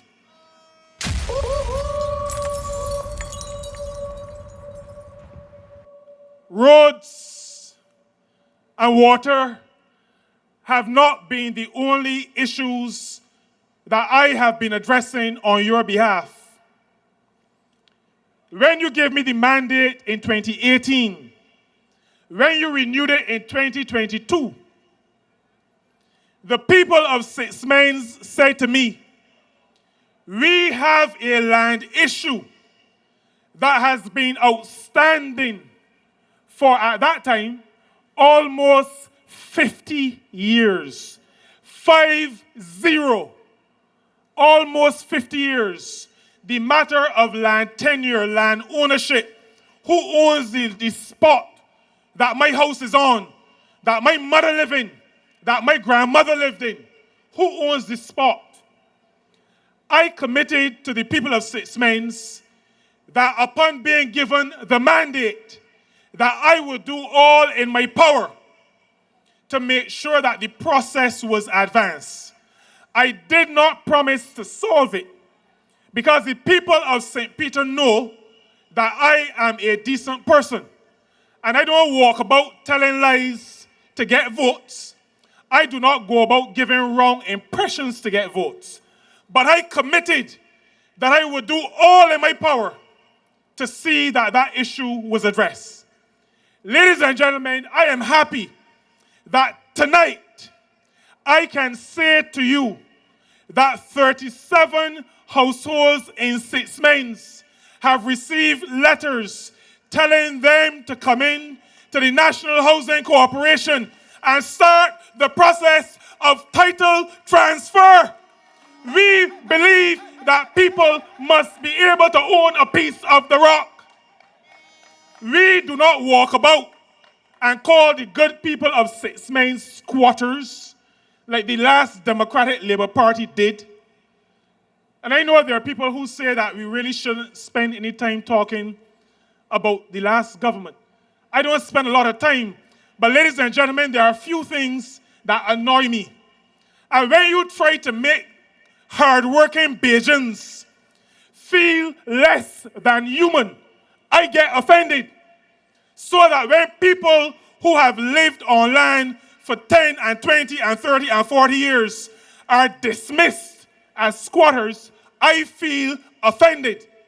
I feel offended whether or not I'm the MP. And when I'm the Member of Parliament, I feel even more offended. I feel incensed.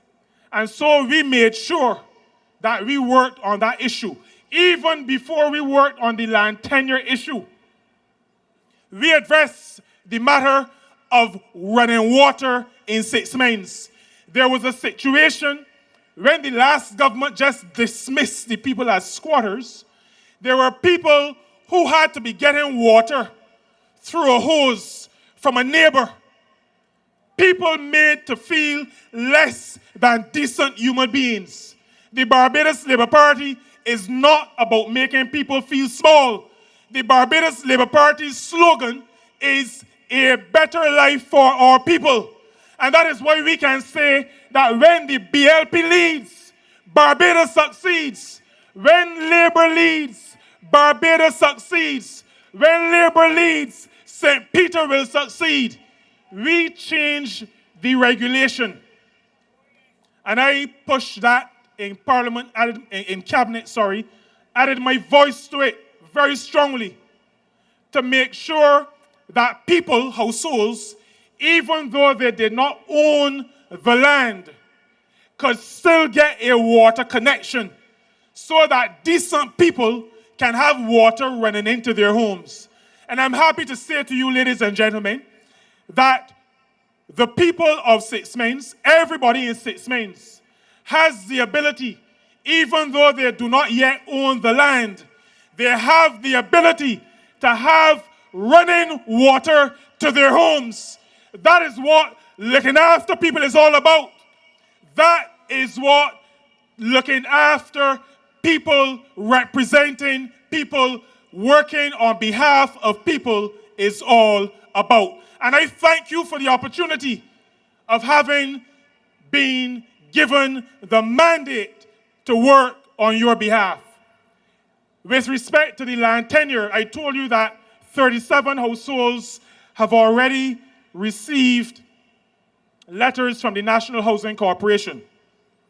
I can also say to you that based on the plan that we received in our last meeting with the National Housing Corporation and the Ministry of Housing, that about half of Six Mains has now been surveyed.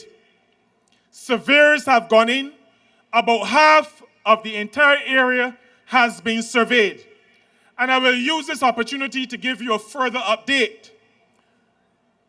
There may be some houses that may need to be adjusted because as far as I am concerned, and as far as the Barbados Labour Party is concerned, our work in Six Mains is the Six Mains Life Improvement Project. It is a project not to call people squatters and dismiss them, but to lift their view of themselves, to lift their ability to do what is necessary to make sure that they can live, that they can be comfortable, and that their children after them can also be comfortable. We will make sure that all the houses in Six Mains can be accessed by emergency vehicles, vehicles working with the emergency services. We believe that when you regulate and sort out where people live, you can't leave them without the ability for an ambulance to get to their house. And so we are working to make sure that there's access to all the houses in Six Mains. And once that is done, ladies and gentlemen, those persons will then receive letters asking them to go up the country road, National Housing Corporation, and start the process of transferring title. That is the work of the Barbados Labour Party. That is the work that you asked me to do on your behalf. And that is what is called delivering for the people who have asked you, repose their confidence in you. I have been working on your behalf. When I received the mandate, the jetty was a place that was a danger. Fellas want fish, but you gotta watch how you're walking. Everything rotten, dropping to pieces. Because the Dems, in their hatred of St. Peter, and it is a traditional hatred, in their hatred of St. Peter, they allowed not just the water infrastructure to run to ruin, they allowed not only the roads to run to ruin, they also allowed the jetty to run to ruin. Ladies and gentlemen, I am able to say to you that we now have a fully refurbished jetty. People, I'm sure, down there all like now, fishing. There might be some young fellas and some young ladies doing other things as well, courting. but I concentrate on the economic activity. There are people down there fishing all like now. And I'm also happy that for the first time in decades, small cruise ships have been able to bring people to the jetty in Speightstown so that they can get off and experience all that the North has to offer, what St. Peter has to offer, what my neighbor Peter Phillips and everybody in St. Lucie has to offer, what my neighbor Rommel Springer and all that St. Andrew has to offer. The Barbados Labour Party built the jetty. The Barbados Labour Party made sure that it was refurbished. That is called representation. That is called working on your behalf.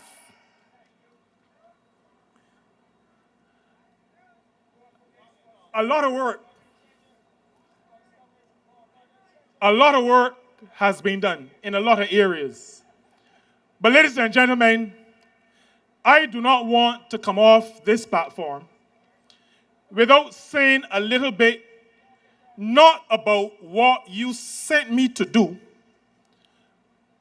but about what I was asked to do because you sent me to Parliament. You sent me to be your MP, your representative. You did not send me to be a minister, and I'm very clear about that. But because of the strong confidence that you put in me, the Prime Minister asked me to take responsibility for the Ministry of Labour. I want to spend just a couple minutes telling you what I have been doing, not just on behalf of the country, but on behalf of the people of St. Peter while acting as Minister of Labour. Now, I'm a St. Peter man who has worked for many years in the hotel industry. I think I know the hotel industry pretty well. And I'm happy to say to you that based on my knowledge, that there are many people in St. Peter who work in hotels, who work in villas. I have been able, working with the Barbados Workers Union, an organization founded by the man who founded the Barbados Labour Party. On your behalf, I have been able to establish minimum rates of pay for everybody who works in the hotel sector, whether or not they have a collective agreement with the Barbados Workers Union. Because there were some establishments, because they did not have collective agreements with the union, were paying people what we in St. Peter call chicken feed. And I, on your behalf, and on behalf of the working people in the industry in this country, we have established minimum rates of pay for all employees, all workers in the hotel sector. That is what I was able to do based on the mandate that you gave to me as your representative in the House of Assembly. I have also been able, and you've heard it said many times, to establish the national minimum wage for the first time in Barbados' history, a national minimum wage, so that any of you, any of us, anybody cannot be paid tonight, today, yesterday, tomorrow. Any rate less than $10.71 per hour in this country. We have brought the rate for shop assistants in just these few 7.5 years from $6.25 to $10.71, working on behalf of the people of this country, working on behalf of the people of St. Peter. We have been able to establish that national minimum wage.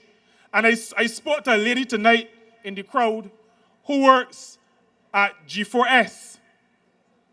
And for security guards, while $10.71 is the rate generally for everybody, there's a special rate for security guards. And that rate for security guards tonight is $11.66. And that is because as a government and I as a minister of labor believe and understand that people who put their lives at risk to protect others and to protect property must be treated specially. And that is why, and I saw Attorney General Dale Marshall in the crowd earlier, that is why the Barbados Police Service has gotten part of the first claim on the resources of this country. Dale Marshall and the Prime Minister ensured that everything the police service asked for, they received.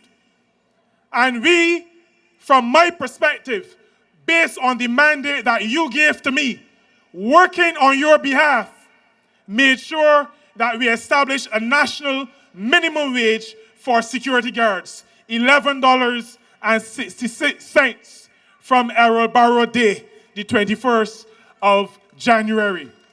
Ladies and gentlemen, that is what you sent me to Parliament to do. You sent me to work on your behalf. I am reporting that I have responded to you. You gave me a mandate. You asked me to make sure that we could create together a better life for our people. And ladies and gentlemen, I'm asking you to renew that mandate on February the 11th of this year. You know, I could spend maybe the whole night talking about the work that I've done based on your mandate. Because nothing that I have done could have been done by me without your mandate. I work standing on the shoulders of the people of St. Peter. And I take that mandate seriously. And so I go to work every day to deliver for you and on your behalf. For those young men who are here tonight, for the first time in our history, you have the opportunity to have paternity leave in this country. You have the opportunity to stay home with your children early in their lives so that you can bond with them, so that you can help mothers to take care and raise their young children.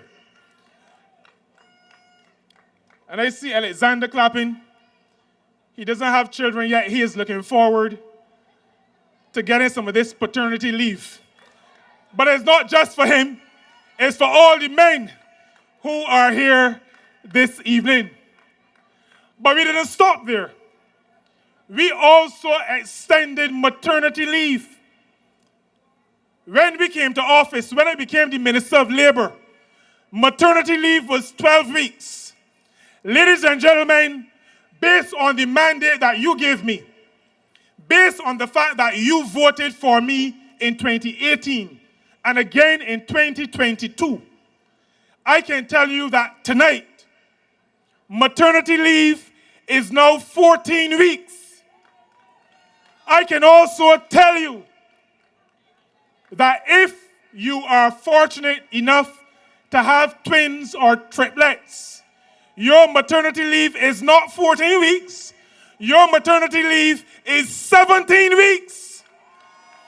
That is what I have been able to do based on the mandate that you have given to me. Colin Jordan reported for duty, worked on your behalf, will continue to do that once you give me the mandate again on February the 11th. Because when the BLP leads, Barbados succeeds. When Labour leads, Bajan succeed. When Labour leads, St. Peter will succeed. When the Dems were leading, St. Peter was not succeeding, sucking salt. Oh Lord. Everything mashing up. I will continue, ladies and gentlemen, to work on your behalf. I ask you tonight that when that day comes, February the 11th, that you take a couple of things into consideration. I ask you, maybe first and foremost, because the Bible says you should put others before yourself.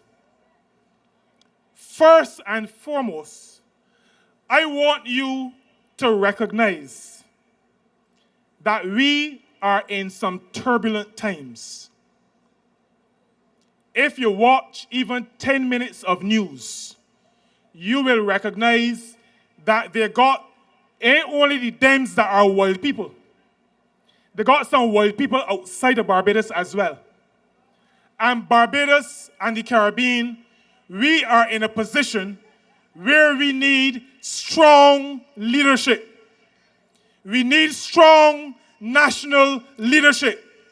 And ladies and gentlemen, Barbados has recognized, the Caribbean has recognized, the world has recognized that there is strong leadership in Mia Amor Motley.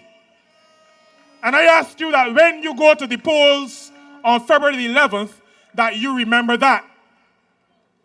I also ask you that when you go to the polls on February the 11th, that you recognize the work that has been done on your behalf in St. Peter.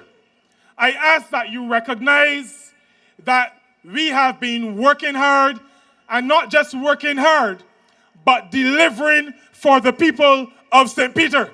And I ask you to recognize that my delivering on your behalf was as a result of the mandate that you gave to me twice, 2018 and 2022.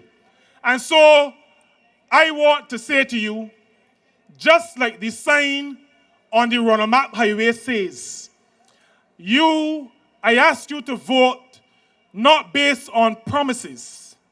The sign up there says proven, not promise. This is not time for sweet talk and sweet words. This is time for proven leadership and proven delivery.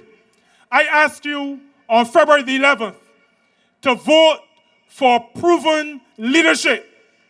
I ask you to vote for proven delivery. I ask you to vote for me, Colin Jordan, on February the 11th. I ask you to vote for Mia Motley and the Barbados Labour Party leadership on February the 11th. I ask you to remember that when the BLP leads, Barbados succeeds. When the BLP leads, Labour succeeds. When the BLP leads, St. Peter will succeed. Good night. God bless you. I look forward to victory on February the 11th when you cast your votes. Good night. God bless all of you.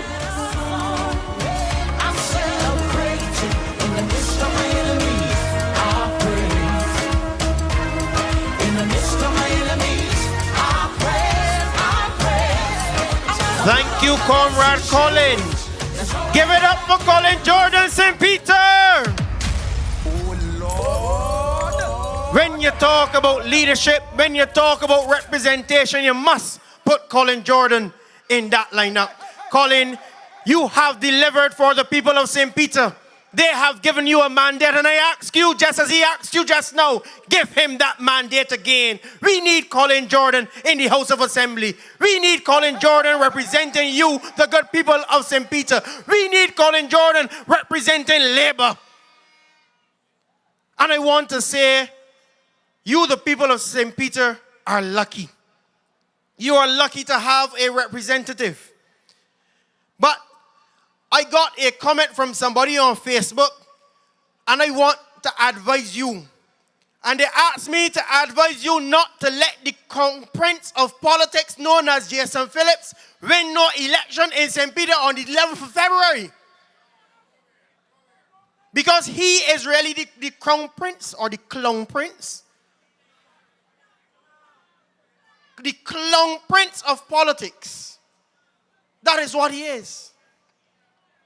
And you cannot, St. Peter, allow him to come to say he is representing you, because he will not. Because we are in changing times. And we need strong leadership. We need strong representation. We need the Barbados Labour Party. And we need people of conviction and of courage. And the next speaker that I'm bringing to you is a man of conviction, a man of courage, a man who does not fail to represent his people in St. James Central, who does not fail to represent the people of Barbados whenever given the opportunity. I want to welcome to this stage the man I call the fireman, Kerry Simmons. Kerry Simmons. It's time to get through, so this is what we do. This is what we do. Rolling with Kerry Simmons. This is what we do. Voting for Kerry Simmons. This is what we do. Rolling with Kerry Simmons. If we want to get through, this is what we do.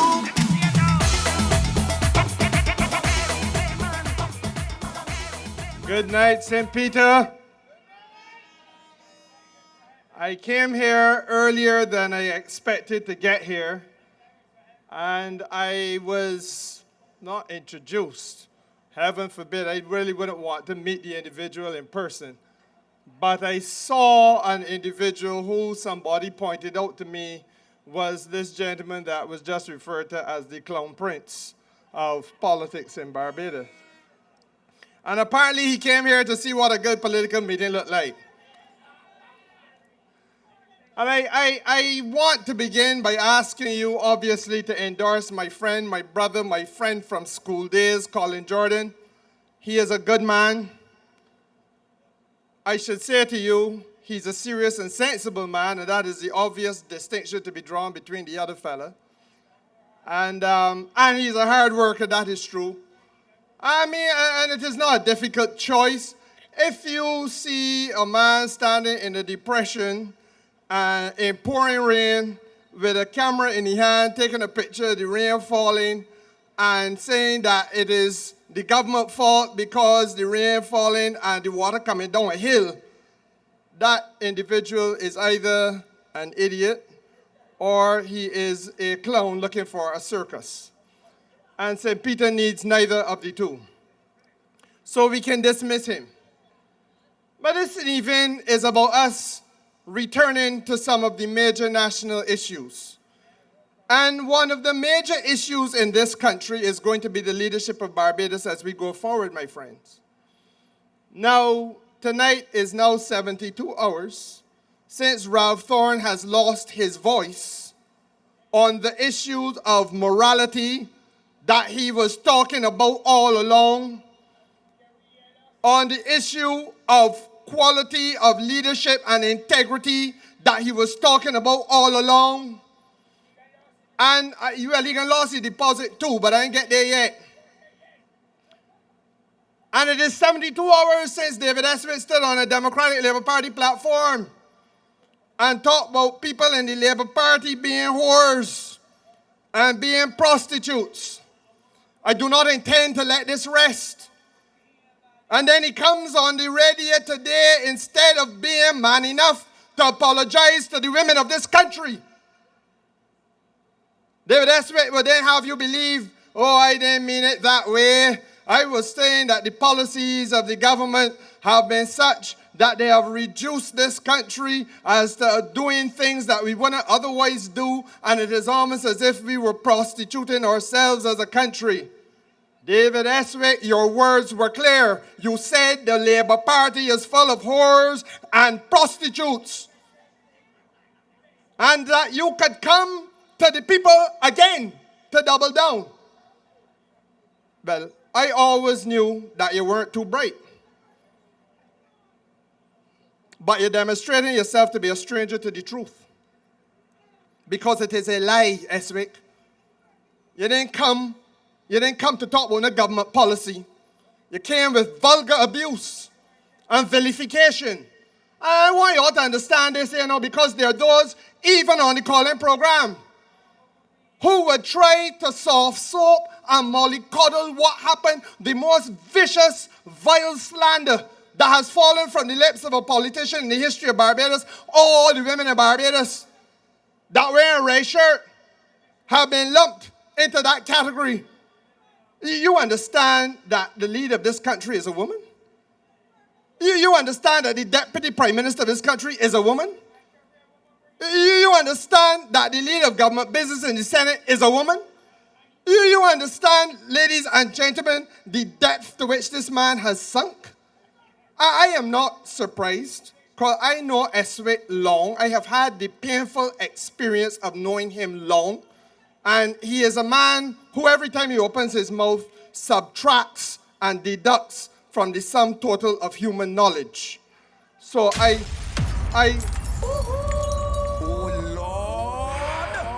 expect that type of filth from him. And let me say to you, you know, y'all don't know this, but when Mia Motley come a little later, you can ask her. David Eswick wrote to the Barbados Labour Party when Owen Arthur was leading this party. And he sought to have membership of the Barbados Labour Party. Owen Arthur responded to him, you know, Owen didn't play. Owen didn't play. Owen responded to him as only Owen Arthur could. In 5 short words, we do not keep pigs. That is a fact. Oh Lord. It does not surprise me that Eswick has sunk to this level. But what we have to do is, don't mind Eswick, we have to deal with Ralph Thorne. Because Ralph Thorne has positioned himself as this supreme symbol in Barbados all of a sudden of what is integrity, or what is propriety, or what is appropriate and inappropriate. And Ralph Thorne, you have to demonstrate that you have the testicular fortitude to deal with that man. And if Ralph Thorne don't have it in his belly, intestinal fortitude, no, the testicular one is a different type of thing. If he don't have it in his belly or elsewhere to deal with David Eswick, then Ralph Thorne is unsuited to leadership of this country. And let's be very clear about that. Because the leadership of Barbados today, as Colin just pointed out to you, and I believe Gregory Nicholls made the point before, the leadership of Barbados today, in fact, the leadership of any country in the world today, means that we have to have a leader who has the courage, the strength to deal with some of the most challenging and unprecedented difficulties that small island states like ours have ever had to encounter. And I don't want you to lose sight of that. Look, my friends, this is not a difficult thing. Bar had a foreign ministry in which they weren't a challenge. Ronald Reagan was the president. Sorry, Tom Adams. Ronald Reagan was the president. And Ronald Reagan said to the Caribbean people, including Barbados, look, I can make life easy for y'all because you're small and you ain't got much of an economy. So here, whatever you produce, whether it is textiles, clothing, you know, the fabrics, etc., if you can make clothes, sell them to America and come into America without paying any duty. He did that. He then turned around and said, if you got furniture that you can make, sell it to America, come into America, we can be your big brother. You ain't got to pay any duty when you come in. We can help you grow, help you get strong. He did it for all of us in the Caribbean. They call it the Caribbean Basin Initiative. You can research that. But we know that we are dealing with a different time now.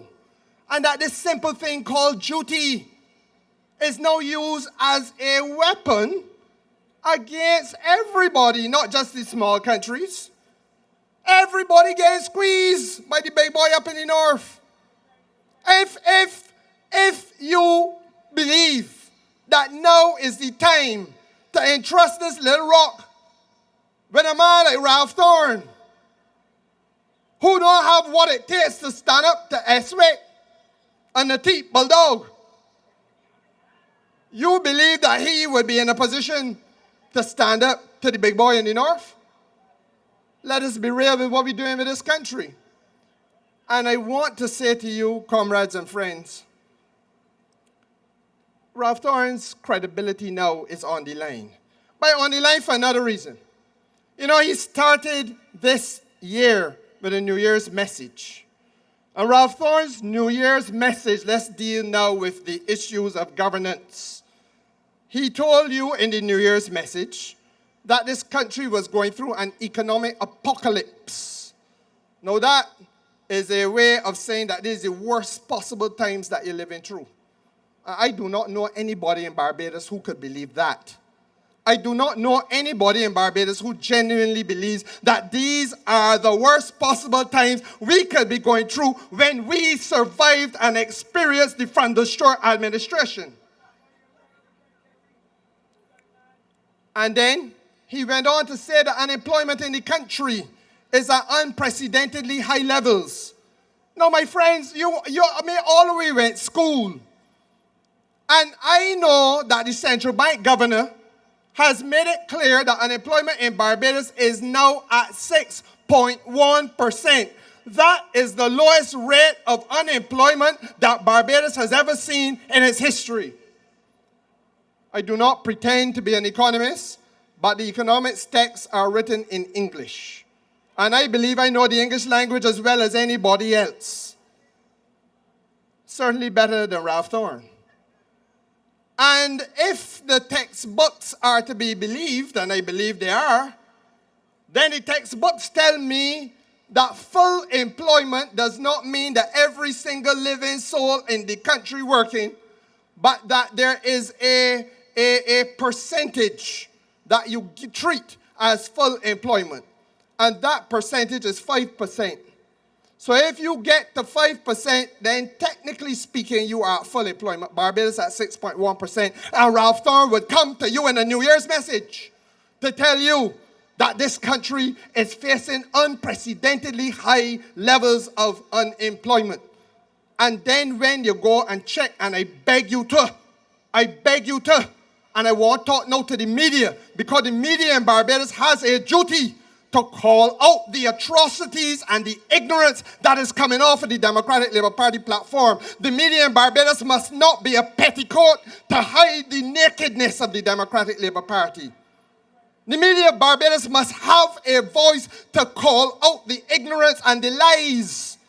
Because we know that under the Van der Steur administration, unemployment in Barbados was at 11% and 12%. What manner of ignorance am I hearing tonight, Ralph Thorne?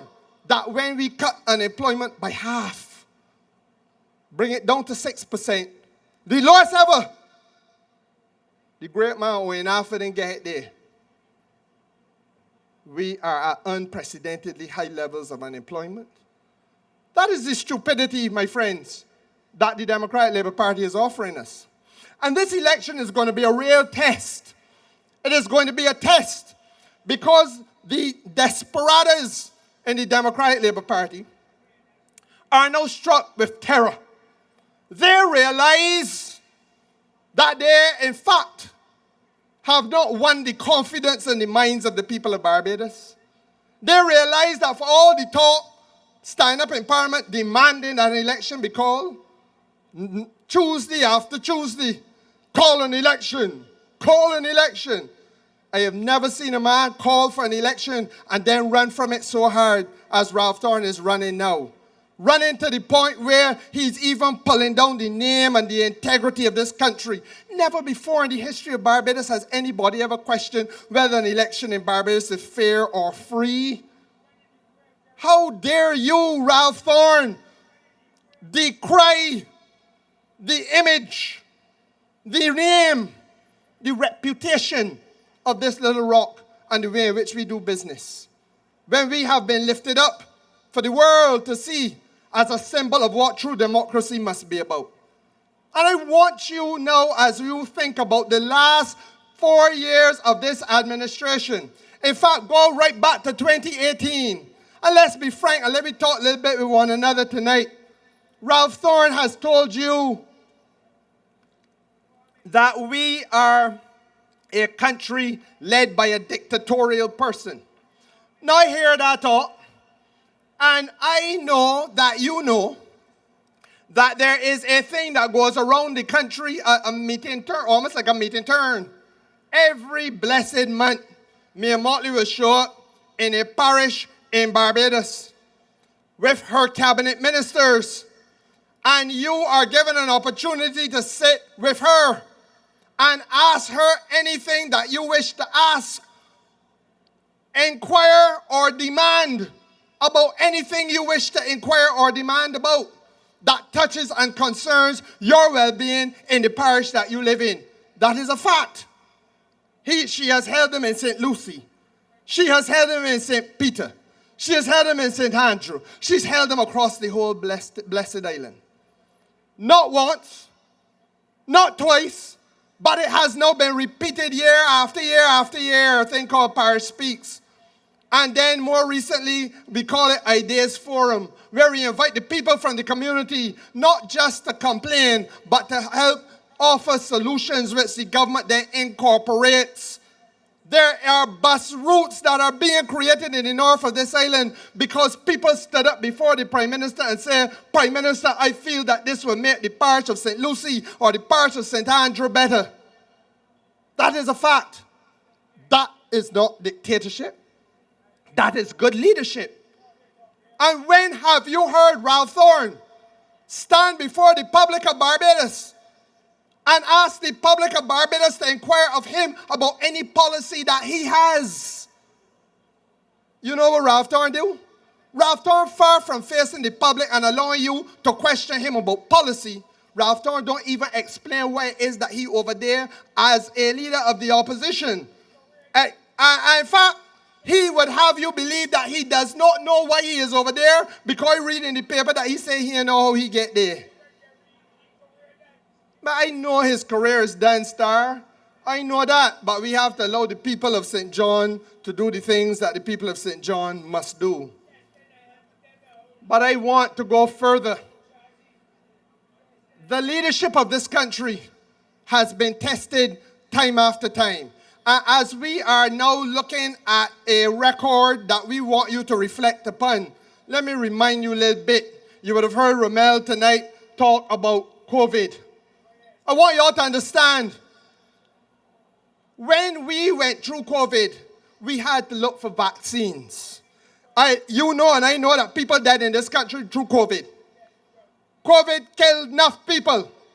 We had to get vaccines because we couldn't let it decimate the whole country. But we went to people who were our traditional partners in the North Atlantic, where you got the big countries of the North Atlantic. And do you know that they told us, no, you got to wait a little bit because we got to get the vaccines to use on our people first, and then you could wait in line. When and if we get around to you, we could talk about saving your life, but we got to deal with our people first. This country's Prime Minister, you want to hear about the record? They asked why she's fly about. Well, this country's Prime Minister reached out to the African community, the African continent, and asked to be part of the African procurement platform, that group, that approach collectively to purchasing vaccines for the African continent. And said, look, Barbados only got 275,000, tack we on to the 2 billion in Africa so that we could benefit when others, traditional partners, did not want to help us save your life.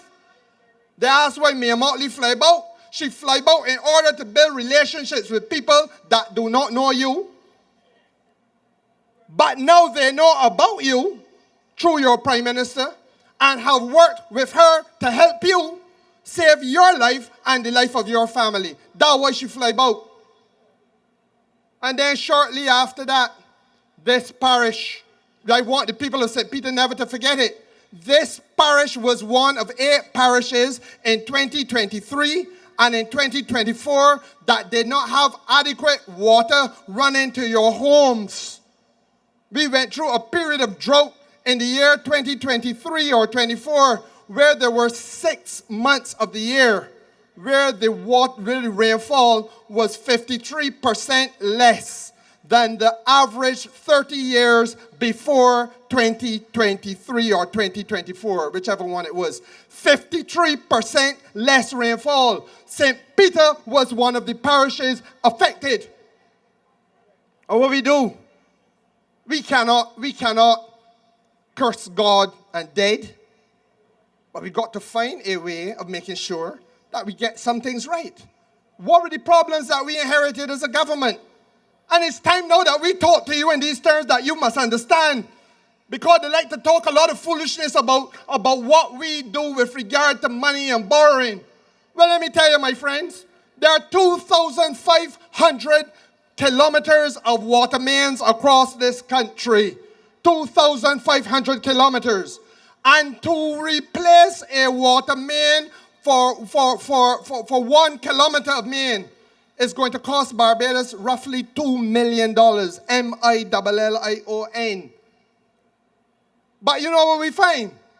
That all through Barbados, and you know it to be true, in my constituency I can tell you, because we had to take out some in Bagatelle, that there were mains in Bagatelle where people, the mains were over 100 years old. And people at the end of an avenue getting nothing but rusty water, can't wash white clothes. Go to a different part of the island to do your laundry. Can't drink the water because the water brown. You think it's only in St. Peter that this has happened? This has happened all around Barbados. And it is an ignorant thing in the Democratic Labour Party that they feel that they can identify one problem in one part of the island and not realize the holistic nature of the challenge that this little rock faces. And they don't face it because of the Barbados Labour Party. They face it because for several years since we were independent, there was no serious attention being paid towards maintaining and replacing aged and decrepit mains, to the point where I can say without contradiction, we now are faced with a challenge where 20% or more of the water that we pump disappears through holes in the old mains, disappears into the earth. So we're pumping water in circumstances where you're getting less rainfall and the water disappearing in the earth. You go replace the mains. But do the maths. 2,500 kilometers of main and $2 million per kilometer. You understand we're talking all up in $5 and $6 billion when you add in everything. Where's that money to come from? We can't tax you for it. So therefore you have to find a way of borrowing. That's why me and Motley flies about. Why do I fly about? We fly about to build relationships with parts of the world where we can persuade them to recognize that the financial challenge facing small countries like ours is so great that unless we can access funding to make sure that you could drink water, access funding to make sure that the factories that we have can have access to water, to access funding to make sure that our farmers can have access to water, that the tourism belt can have access to water. Unless we can access that money to change out the mains, to stop the leaking, to make sure that you have, at long last, reservoirs that are in a state of good repair. And then everything that we could talk about, but we found reservoirs in this country that were in danger of imminent collapse when we came to government. You understand what I'm telling you? Reservoirs that were in danger of complete collapse. And then they ask where we bore, why you fly about to build the alliances, so that we created a program called the Bridgetown Initiative. You probably have heard of it. It does many things. It proposes to the world on behalf, not just of Barbados, but on behalf of St. Lucia, Dominica, and Trinidad, and the whole Caribbean, and the islands of the Pacific, and indeed the countries of Africa, all who got similar concerns about drought conditions. Saying, look, man, collectively these little islands have not caused the challenge that the climate faces around the world. But there is a reality we have to face collectively. that if we do not find the money at cheap costs and put us in a position that you can't pay it back, don't ask us to pay back in 3 years. Let us take 15, 20, 30, 35, 40, 50 years to pay it back, man, so that we can make sure that we can have the resilience to keep future societies together, and that these little rocks will not disappear as useless, failed islands. And I am pleased to say that the IMF has bought into the idea. I am pleased to say and proud to say that the World Bank has bought into the idea. I am pleased and proud to say that the government of France has bought into the idea. I am pleased to say that the government of England has bought into the idea. I am pleased to tell you that the leader of Barbados is held up by those people and those institutions as a visionary who is standing in the breach between what could be a most devastating destiny for this little rock and others in the Caribbean, and an opportunity for us to have a future generation that sees a life and a quality of life and a standard of living similar to that which we know now or better. That is what she has done. That is what we have done. And she could not do it if she parked that which she sits upon here in Bridgetown to say, I will get on a plane and go and meet the Prime Minister of England and engage with him to bring about the transformation for Barbados. She could not have achieved it if she did not find herself in Paris to confront the President of Paris to say, Skipper, this is what we need you to work with us on. You have greater global reach than we do, but if you partner with us, you will be helping save lives in the Caribbean. And we have a political mujin, a Lilliputian like Ralph Thorne, who is functionally illiterate on these matters, standing on your floor, on the floor of your parliament, disrespecting your future by saying that all the talk about resilience is just a fancy term. How the hell could that be when you saw Hurricane Beryl come across this island west coast? All of the beaches of this west coast were devastated. Not true? All the beaches of this west coast.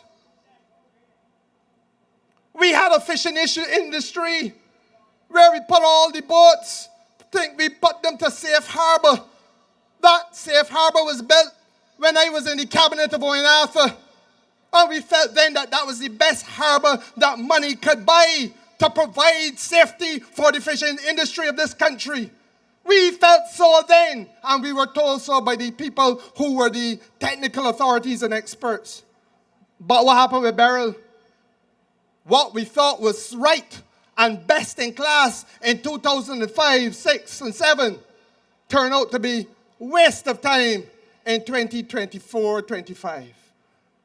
We couldn't have known that, but that's the reality. And what did we do?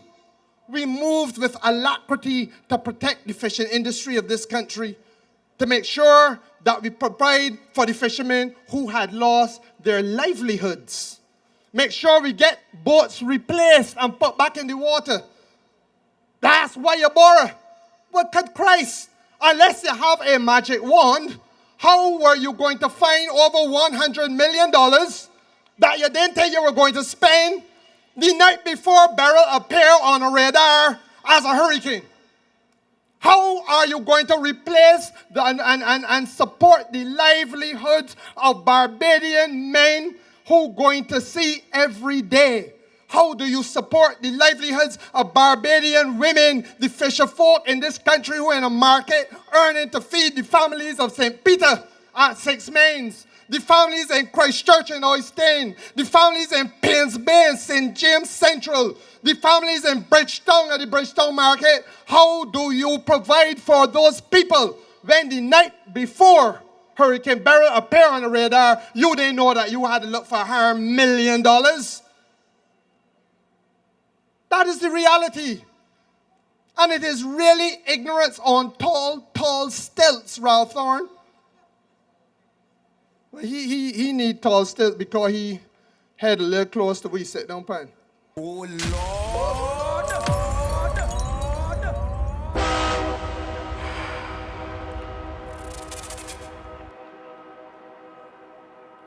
But it is ignorance.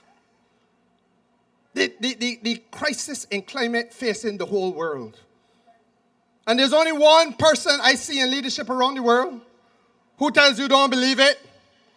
It is a hoax, folks. It's a sham, folks. Don't believe your lying eyes. Don't listen to your lying ears. Only one body tell you that. And of course, he can say so. Because the girth of the country that he leads, they got the room, they got the money to make adjustments. You know what is coming your way. And this is why I tell you, this is not a time to think that you're in a lucky dip, joking your hand and pull out wherever come. It can't work so. This is about policy. And that's why it's so vexed with David Eswick. Because you get free education at university. I should be offering something more than calling people whores. He may spend a little bit too much time in certain districts of Barbados.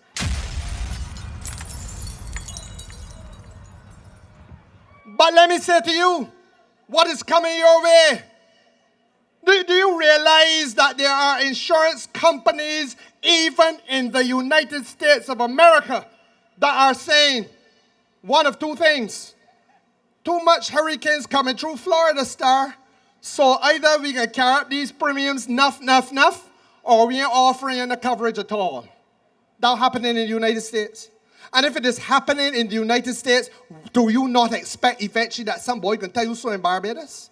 But if you build a house, or you have started a business, and you got your little setup, but you can't insure it because the premium is too much for you to insure, and the highway come through, what happens then? So we got now another challenge to keep the world's insurance companies at the table. You don't hear any of this conversation coming out of the Democratic Labour Party.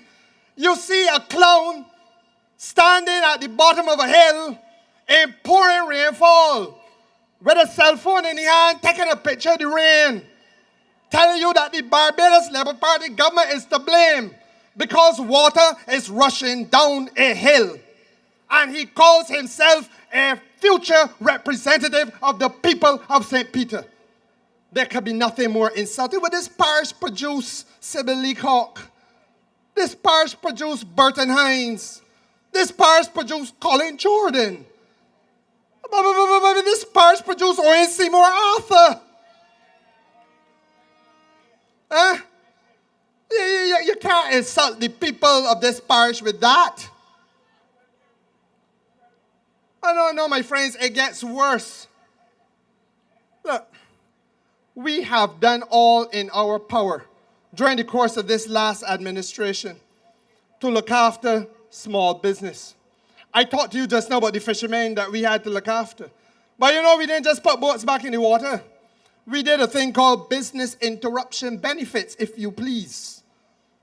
I was the Minister of Commerce when this country first did any business interruption benefits for small business people in Barbados. You will recall that in COVID, when hairdressers could not open their salon because people coming in was not allowed, so they're out of business. The taxi men can run the route, so they're out of business. The fishermen and fisherfolk can do the anything in the market shut down, they're out of business. And what did we do? We found resources to make sure we can, obviously you can't give if a man earning $4,000 when the month come or $3,000 when the month come, you can't get him all $3,000 back. But we made sure that we gave people a percentage of their lost income so that we could keep families afloat, so that we could hold families together. That happened with this Barbados Labour Party. Don't tell me not. I know I was the minister there then. And we did it again with the fishing industry after Beryl come through. And we weren't satisfied. I want you to cast your memory back when you hear the ignorance that is said sometimes on calling programs. I all want to hear a red shirt. I vex with you a little bit too. Because when I'm picking up the phone, I'm calling in on the station. You let a lot of foolish people that got their own little political axe to grind, Colin and Mama Guy, and confused people who got a short memory. I see someone when I hear walk by when after you've been wrong, long in the tooth, you know better. You know that in 2018 when we came to you and asked for permission to form a government, I spoke in this spot, in this car park in 2018. And we said to you then, we want to start something called the Trust Funds of Barbados. And what was it? Me and Motley explained it brilliantly. That look, every single day, there's some white man, I'm not being racial, I'm being real. There's some white man that come from overseas with a pocket that start here and go all down by the ankle. And he can say, I want to make an investment in the country. But I'm not going to make that investment unless you give me some concessions. Want to give me some tax concessions. No, we need to employ you, so we accept the need for there to be investment. But equally, we can't give away the baby and the bath water too. So what the concessions, I got to negotiate with them, because some of them come greedy, and want all. And if you have a weak government, like you had with Franders Stewart and Sanders, they give Sanders everything. Don't forget it, that they gave to Sanders tax-free for 25 years, not a man ain't paying a cent.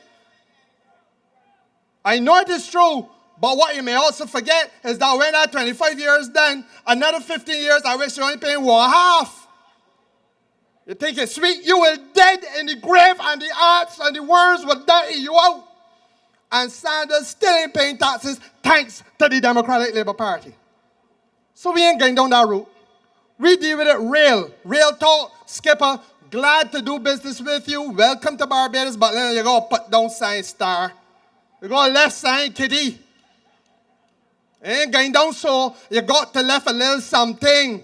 Because if we treat you that way, what then do we say to the other people who are here that can't be treated the same way? There got to be fairness in the economy. But I say that and I digress.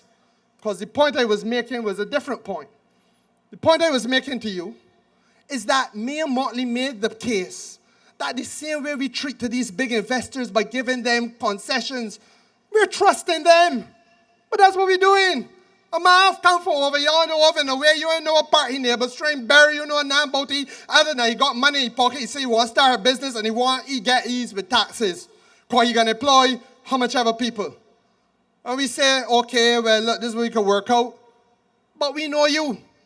We know that if you want to start your little small business, that you got a grandfather here, and a grandmother here, and a father and a mother here, and a sister and a brother. We know you.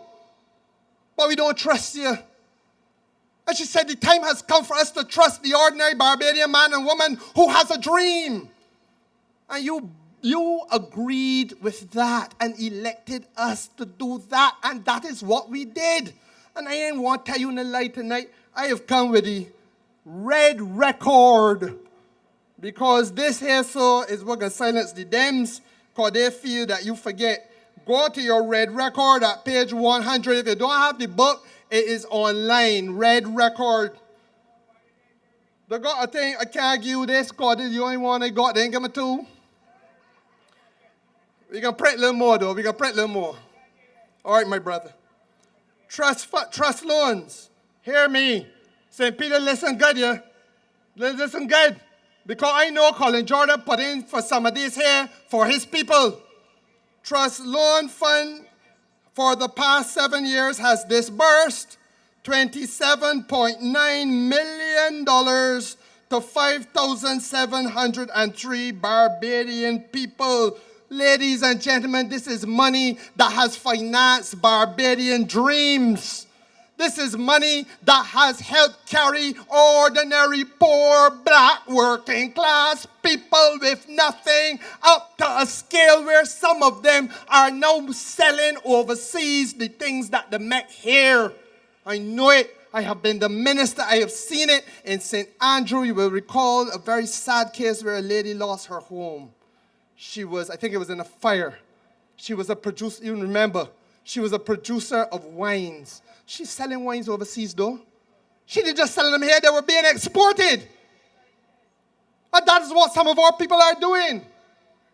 And we don't tell that story. What the Democratic Labour Party does not come and do is to say how they can engage in carrying that to the next step. They come and tell you a lot of piffle about how you're signaling for me to then. Laura, I could be reasonable now because it's been nearly an hour. But no, they tell you a lot of piffle about how we ain't do nothing for the people. Well, them ain't do nothing. All they do is spend taxpayers' money. Yes, taxpayers' money has been spent on trying to ensure the ordinary working class people from in the parish of St. Peter and in the parish of St. James and in the parish of St. Andrew get an opportunity to be entrepreneurs. Ralph Thorne, if that is wrong, then I have no apology to make for it. That is the record of this party. And it's nothing, ladies and gentlemen, that we have to hide and run from. You heard Colin Jordan tonight speak about what is really only the beginning of the transformation of St. Peter. I was the tourism minister when we started to do the work on that jetty. That jetty tonight is seeing ships that otherwise would arrive down in Bridgetown. And when the men spend their money, they spend it down in Bridgetown. But now they're landing in St. Peter for people in St. Peter who are entrepreneurs to get a little piece too. That's what makes sense. Because it can't only be one place. You got to spread the opportunities across the island. And if you want the intellectual theory behind it, the specialists in tourism call it a spatial balance. You can't have all the business activity taking place in one place. They used to say, when Francis Short was Prime Minister, that Speightstown is dead. Do you believe Speightstown dead now? That's the point. But only no start. Because we must come to a point where more vessels arrive here. And that we then link the people who arrive here down to the West Coast, St. James part of the West Coast, that they can do the high-end shopping down in Old Town in the same way that they must then be made sure you get them up to new attractions in the north, in St. Lucie, that they can then explore, whether it be the cave or whether it be whatever else, man. And as we go forward, the creativity must be unleashed. That you, the people of Barbados, have an opportunity to have a larger stake in the tourism pie of this country. It can't only be about those who born a certain color or got a certain type of hair. That is the transformation. So, my friends, this is night number 1. And we can have more of these conversations. I don't want you to move. The boss lady is here. Good night. God bless you, and give your vote to Colin Jordan all day long on the 11th of February. Voting for Kerry Simmons. This is what we do. Rolling with Kerry Simmons. If we want to get through, this is what we do. Thank you, Comrade Kerry. And I want you to know that we are looking at strong leadership for changing times. And here comes our strong leader. Here comes our leader that brings people together, that brings communities together, that brings countries together. Here is our strong leader who has courage, who has care, who has conviction. Here is our strong leader of the Barbados Labour Party of Barbados, our Prime Minister, Mia Amor Motley. Mia Molly does represent this country here to the end. Take charge, Mia, you in charge. Pick up Mia, leading with confidence and strength. Experience, excellence and saying, take charge, Mia, you in charge. Can't feel all the war got stop. Cause invasion licking me out. Be just strong, all of we built up. My pain, but be breaking up. Coming here is family, me as a friend. You see my action and get it again. Wearing my red, I ain't worried with them. Cause I like how Mia Molly does represent this country here to the end. Take charge, Mia, you in charge. Pick up Mia, leading with confidence and strength. Experience, excellence and saying, take charge, Mia, you in charge. You in charge, you is the boss. Common crisis, clearing chaos. But in the work, you do the job. And she got my trust, that is enough. Why, mean you for me. Why, mean you for we. It's true we could dance all night. Good night to the good people of St. Peter and to the north of this country. The hour may be a little late, but the message is just as critical to deliver. I have come from the good people in the Ivy, and I went there tonight to report on the completion of work started by a man well known to the people of St. Peter, a man by the name of Owen Seymour Arthur of blessed memory, a man who gave his life to the people of this country to improve the quality of our lives, and in his own words, to stop poor people from being poor. And in the Ivy, I was able to relate to an event that took place in 1999. Richard, when your brother, where you going now, star? Right there. When your brother and I was General Secretary and Campaign Manager, walked into Licorice Village and made commitments to the people of Licorice Village and the Bell, which regrettably, through all kinds of bureaucratic delays and all kinds of obstacles, did not materialize in his lifetime, did not happen under his stewardship, was ignored by the Democratic Labour Party in their 10 years, and which fell to me to be able to resurrect and implement. And what, pray tell, was that? Carl Boyce, you should know well. Because many a meeting at the Barbados Water Authority over the course of the last 2 years has addressed with laser-like focus the provision of water to the people of Bellevue, and Bailey's Alley in St. George. And I have had to reflect that it is a cruel twist of fate for people to live in the shadows of reservoirs and not be able to access water. But we know that here in St. Peter, just as we have addressed the problems for the people of the Bell and Bellevue, and indeed Bailey's Alley, to the point where 3.3 kilometers of the 4 kilometers of water mains have already been laid, and where the sewering will start in March and be completed over a 12-month period, given to those residents in those areas, over 300 families, 2,000 Bajans, the opportunity for the first time in the history of the settlement of this country to have running water coming to their homes, just as we have done it there. Just as we brought water back to the people of St. Joseph, who in 2016, when I first toured in opposition, complained of the weight of suffering because of no access to water, just as we were able to deliver water to the people of St. Joseph and to the people of St. John, who no longer complain of the same problem.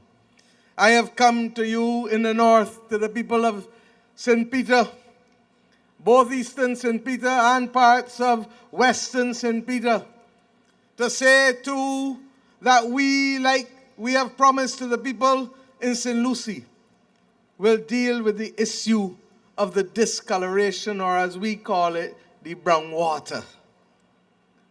It is not easy, and it has taken time. And it has taken time to deal with, because the engineers at the Water Authority have advised that both the replacement of the water mains as well as the filtration systems need to be addressed.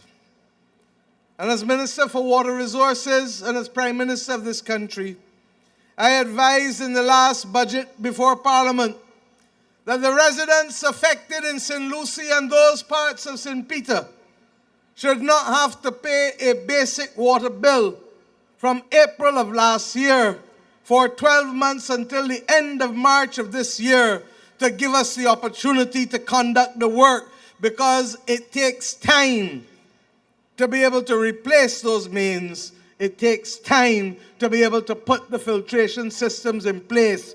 And as we all know, Rome was never built in a day. But I have equally come to St. Peter tonight, not just to talk about that, as essential as it is to all who suffer the indignity of the brown water, to talk also about another matter that has bedeviled this country and this community of six men's for almost, in fact, for over 50 years. My Member of Parliament for St. Peter, Colin Jordan, who has done an excellent job as Minister of Labour in this country and as a representative of the people of St. Peter, has been equally incessant in his pleas and his requests, month after month in the cabinet, for the Minister of Housing to complete work started by Owen Arthur as Prime Minister in this country in 1997 in the Parliament of Barbados with the acquisition, the compulsory acquisition of part of Six Men's plantation. And that part, which was compulsorily acquired, was the area where persons had traditionally lived in the tenantry, and as we call it, on the seashore. It is of great regret that the Democratic Labour Party occupied the reins of this country for over 10 years because Mr. Frundell Stewart went into the overtime. And we all know why. But it is of great regret that they never used their time in office to help the people of St. Peter in this respect and the people of Six Men's in this respect. I see a man on social media all the time walking about, eating food and talking. And I wonder why he never addresses who really is responsible for now making people who have lived their lives and never thought that they would see their names on a piece of title paper in this country to give them ownership of land and to be able to go into a bank or a credit union and put it down like a man or a woman and say, I come to borrow money to fix my house. I come to borrow money to buy a car. I come to borrow money to buy a truck. I come to borrow money to be able to take care of my family. I hear he was here, but you must forgive him, because he is in urgent need of finding a party that is properly organized and that speaks sense from a platform.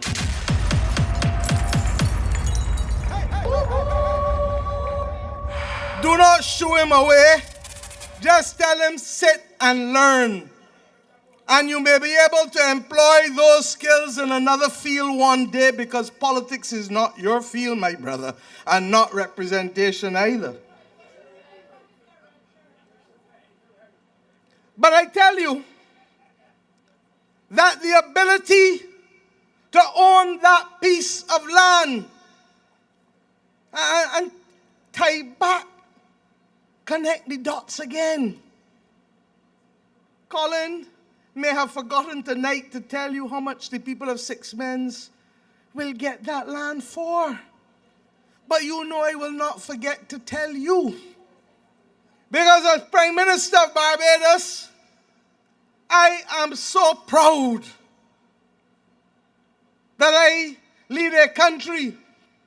And as leader of this Barbados Labour Party, I am even prouder that I lead a political party in whose records of achievement lie the land redistribution in a country as small as ours, in the name of reparations and historical correction of wrongs, by being able to give people who live on tenantries throughout the length and breadth of this country the right to buy land at 10 cents a square foot, almost 50 years after Tom Adams introduced it under the Tenantries Freehold Purchase Act. Young people, do you understand that you could own a piece of land for less than the price of a pair of sneakers? They got sneakers in town and about the place that cost more than the $500 that it will cost you to own the land. 4,000, 5,000 square feet. And you can buy that. Which part of the world you can go and buy land for $250 US? Which part?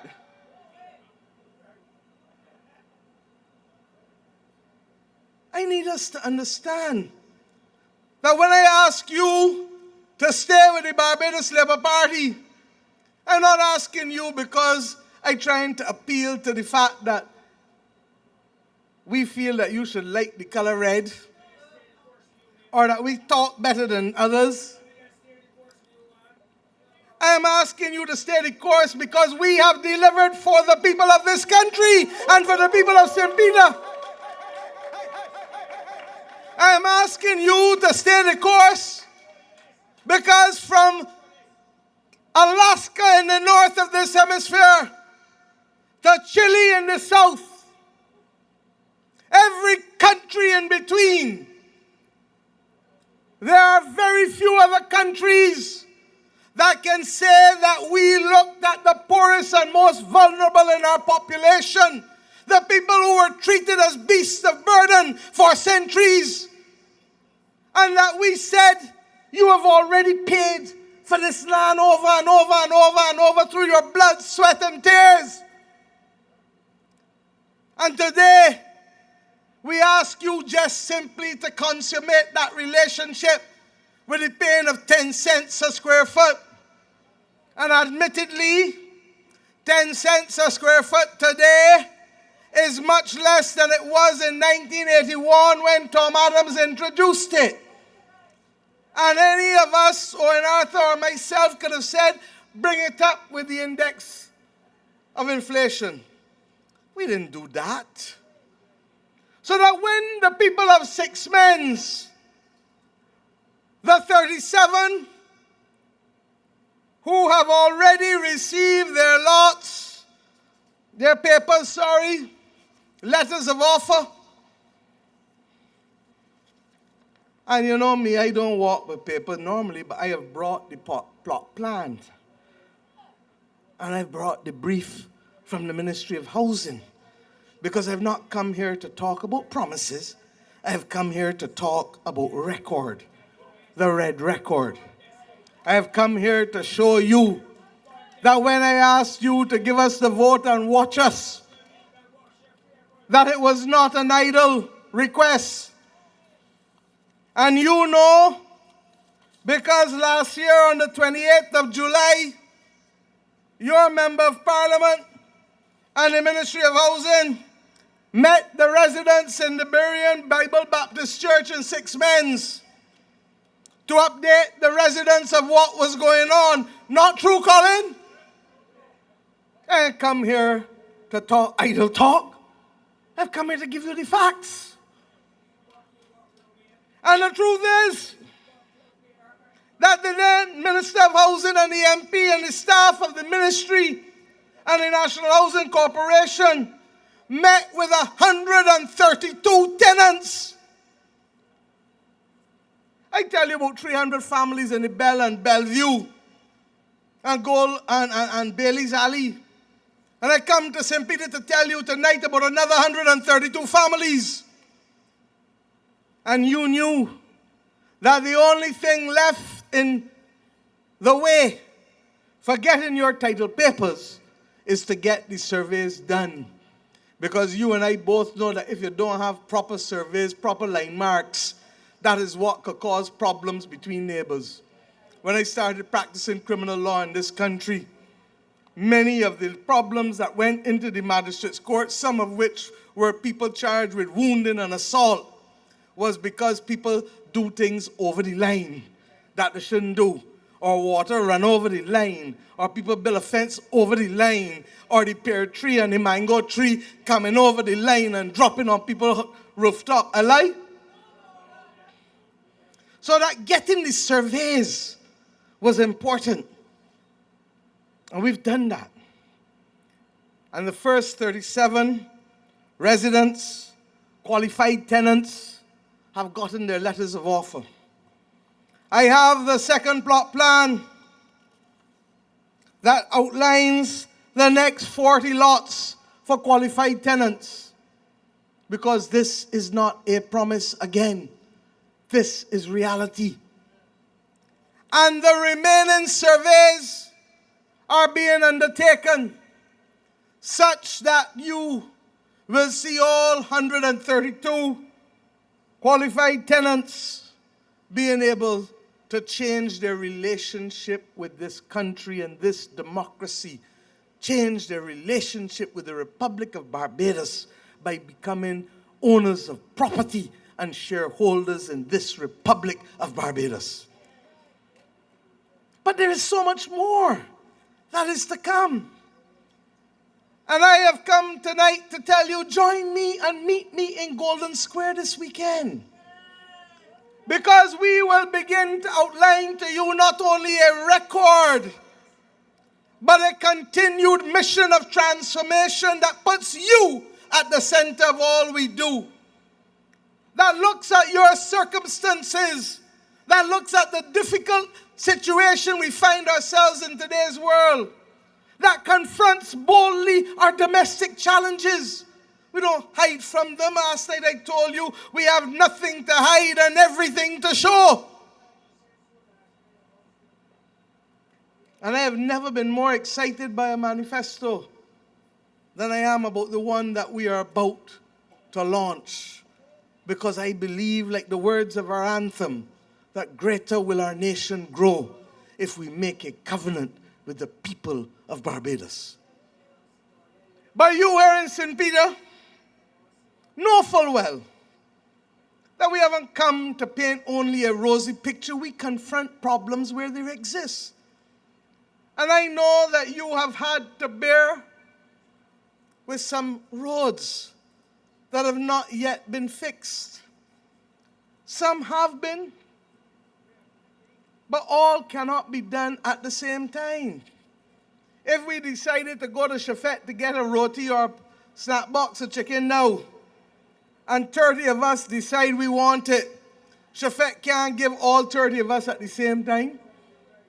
What will happen? Everybody gets there. But sure, everybody will eat the food. It is the same with the roads. And I know that you have already seen the beginning of that. There are some parts of the country that are still waiting for their reservoirs and tanks. Colin, you have yours, your pretty black tank. Carl, where are you? Tell them, not one, not two, how many? And there are some parishes that are still waiting. And that is the nature. That is the nature of the provision of services.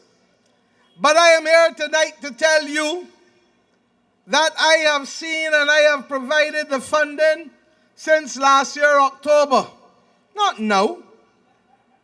And we all know what it means to start a road.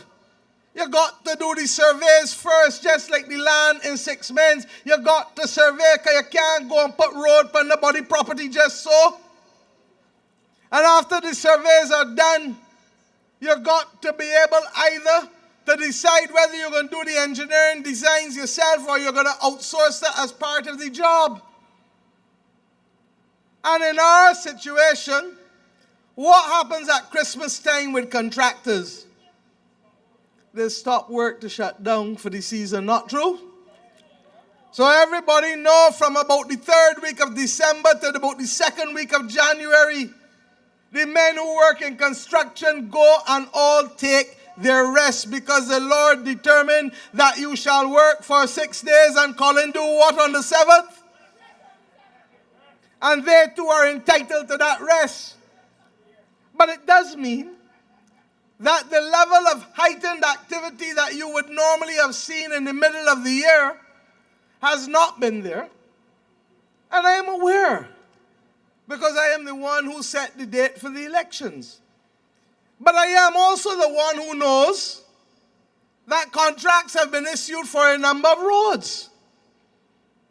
And to those in Centipede Alley, and to those elsewhere in St. Peter, the work will be done. Because there is no part of Barbados that must be left outside of the realm of being able to access decent services. This is the same government who came to office in 2018 and gave a commitment to buy buses when no government of Barbados had bought buses for 23 years. And today, we have bought 121 electric buses that purring through the corridors of this country. Air conditioned.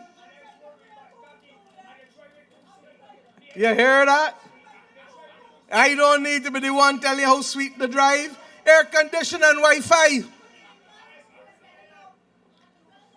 We were the ones who saw public servants. Many of you live in St. Peter because Owen Arthur took care of his people. But you did not see a salary increase. For the last 8 years of the Democratic Labour Party administration. But in 7 years, you have gotten 3 salary increases from this government. And I gave you a Minister of Labour when you gave me a Member of Parliament for St. Peter. And I will be bold to say that his record as Minister of Labour will be among the best in post-independence Barbados.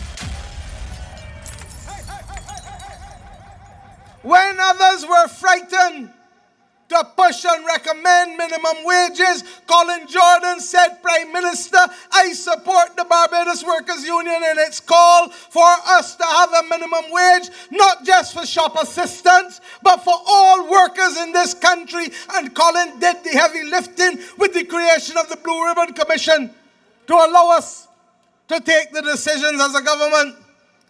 This is not fancy words. Let me start talking. $6.25 was what it was when we took over. Look back in the manifesto of 2018. And today, it is $10.71. As I was reminded, the 2% at January 1st carried it from $10.50 to $10.71. You understand that that is $4.46 per hour more than people were getting when we came to office.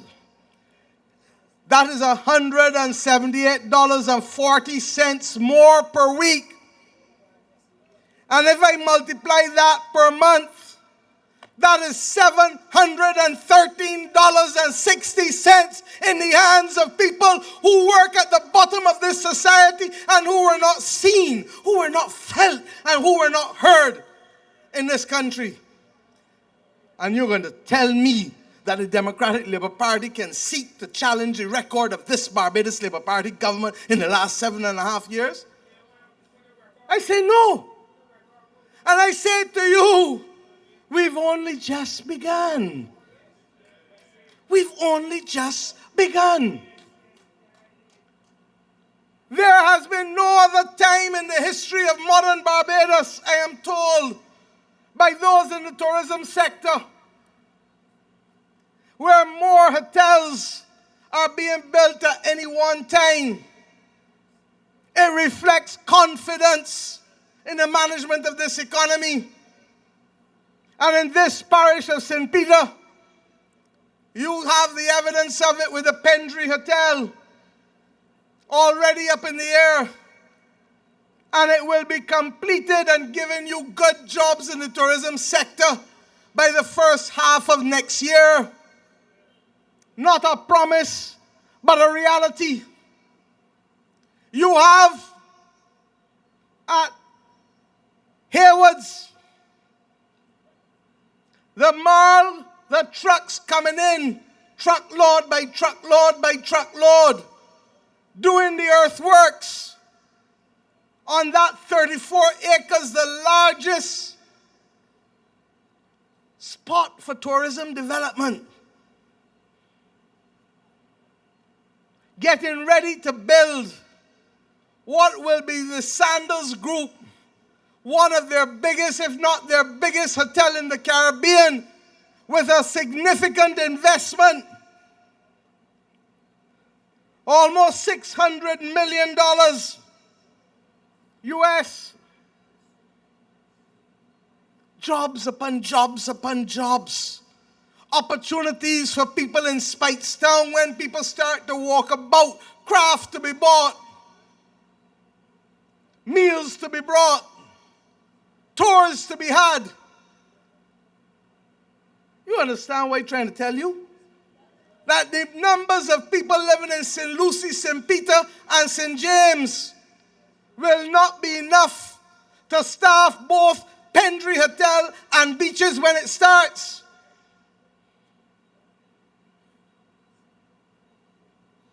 And there are proposals for other investments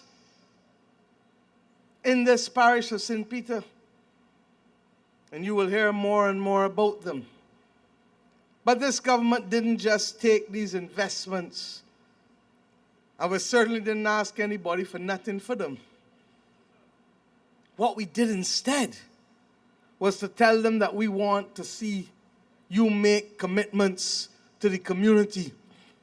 Because under planning gains, when you are approving something in town planning, what we call now planning and development department, we can ask you to commit to certain things to make the lives of people better beyond the investment that you are making in the hotel that you are doing. And in the case of the Pendry Hotel, the people of Six Mans will get a new fish market and vending facilities so that you too could be like Oystens and drawing the numbers of people down here, not just tourists but Bajans. Secure in making a living. Secure in knowing that you too can plan out your life on investments that you will make that will be safe. The people at beaches were told that you have to invest in constructing a slipway to the north of Port St. Charles so that the boats can be pulled out. And that you too at beaches must make sure that the public access to the beach between Haywards and Port St. Charles is maintained for the people of St. Peter and wider Barbados. And I say so because there are some Caribbean countries that do not provide a right of access to public beaches. All beaches in Barbados are public. But we went further because you should be able to go to a public bathroom without having to leave the beach and walk far. My friends, in addition to that, they are required to contribute to the Urban Transformation Fund a sum of $2 million to be able to help us transform the lives of people using and living in Speightstown. This is the difference between sound leadership that is not frightened for anybody and that knows the value of what we have, that is not trying to exploit investors, that is not trying to extort investors, but that is trying to get a fair deal for the people among whom the investments are being made and for whom the investment is being made. I am talking to you in this deliberate way because there are some who will want to evoke emotions and to forget that a country like ours cannot only be built on domestic investment, and that it requires a good partnership between domestic and external investment. And yet, when they try to tell you and to mama-guy you about what Owen Arthur was doing, they went in and tried to do the same thing, but only significantly weaker and worse than he was doing. Because the truth is that whether it was Grantley Adams with the establishment of the Barbados Development Board in the 1950s, or Errol Barrow with the Barbados Tourist Board with Peter Morgan, or Tom Adams, or Breeson John, or Erskine Sandiford, or Owen Arthur. Every leader of this country understands that tourism has been our business, and it has helped us lift up the quality of lives of our people. Do we believe that all is well in the tourism sector? No. Do we believe that there's room for improvement? Yes. But we understand how it has made a difference. And if you ever doubted it, when COVID came, not even the pig farmers could sell all the pork that they were producing in Barbados because they realized that the extra visitors every week in the country were no longer coming, and therefore there was not a need for people to buy food in the same volume as when you had tourists in the country.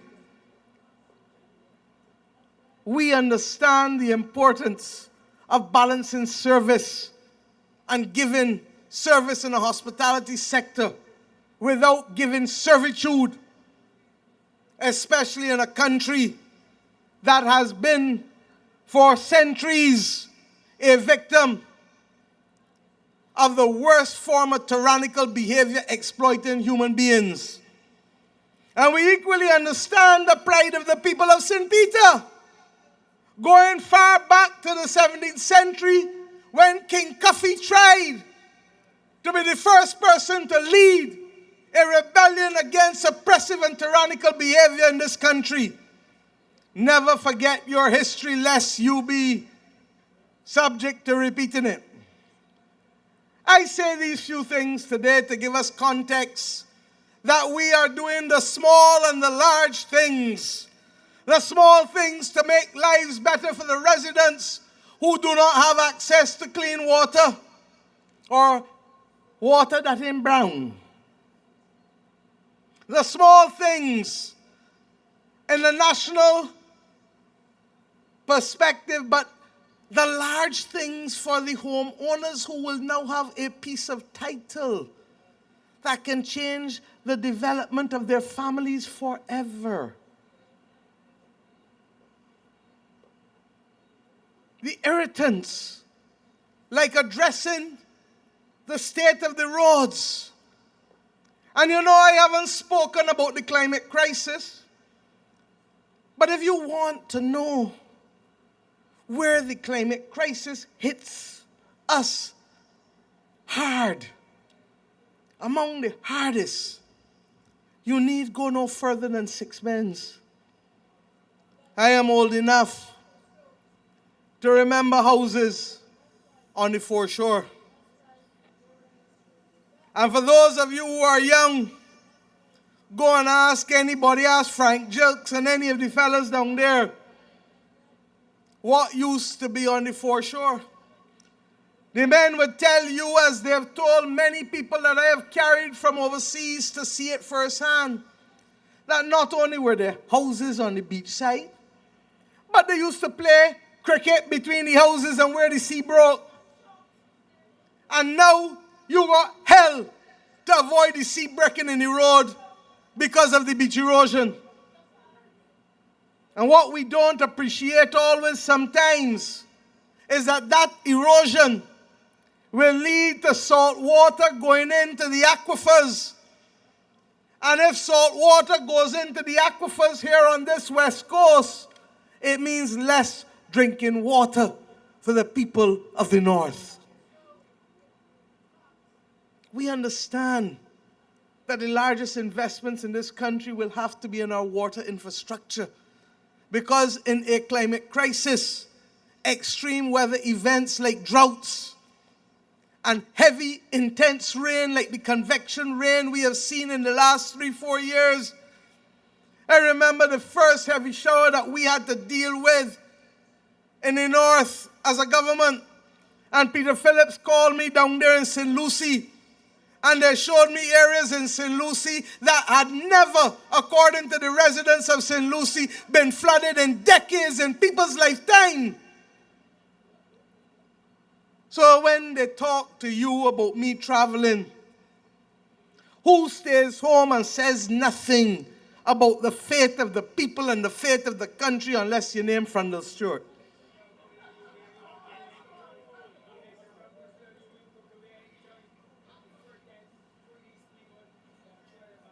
I don't travel because I like it. In fact, the others would tell you that they don't like to travel with me because they leave at the last possible minute and come back at the earliest possible time. That I will go away and travel 8 and 10 hours and spend one day just and get back home. Others will leave here a day before, get there and spend a day, then have the meeting the next day, and then spend the next day and then come back. That is what the Democratic Labour Party people used to do. And where some of my people want to do it, I ban them from doing it too, because I tell them if I can withstand it, so can you, because I'm older than many of you. But I say these things because what has happened to the people in Sixpence and the residents of St. Peter can see it firsthand, and the residents of St. Lucie and St. James, is as a result of the climate crisis. And when we go overseas, it is not just to talk about it, but there are entities like the Green Climate Fund that have been capitalized with money that we can go to and put projects to and get not loans. Because I like to talk about debt, but I dealt with that last night, because 18 will always be more than 15, and our debt today is 15 billion, not 18 billion, as it was when we took over. But they give grant money. And this country has gotten grant funding to be able to help us fight the droughts and to protect the climate crisis, protect against the climate crisis. And that is why we are so adamant that we must create a Barbados Oceans and Coastal Authority. Not a coastal zone management unit. Tom did that, and we are grateful for Tom Adams for doing it. But we are past that stage now. In the same way that the Ministry of Public Works must manage the 2,500 kilometers of road infrastructure in this country, we have determined that you cannot just fix a beach there and go another kilometer or two, and then another beach, and then another 2 or 3 kilometers, and then another beach. That we have to tackle the problem of beach erosion and protection of our aquifers as a holistic project.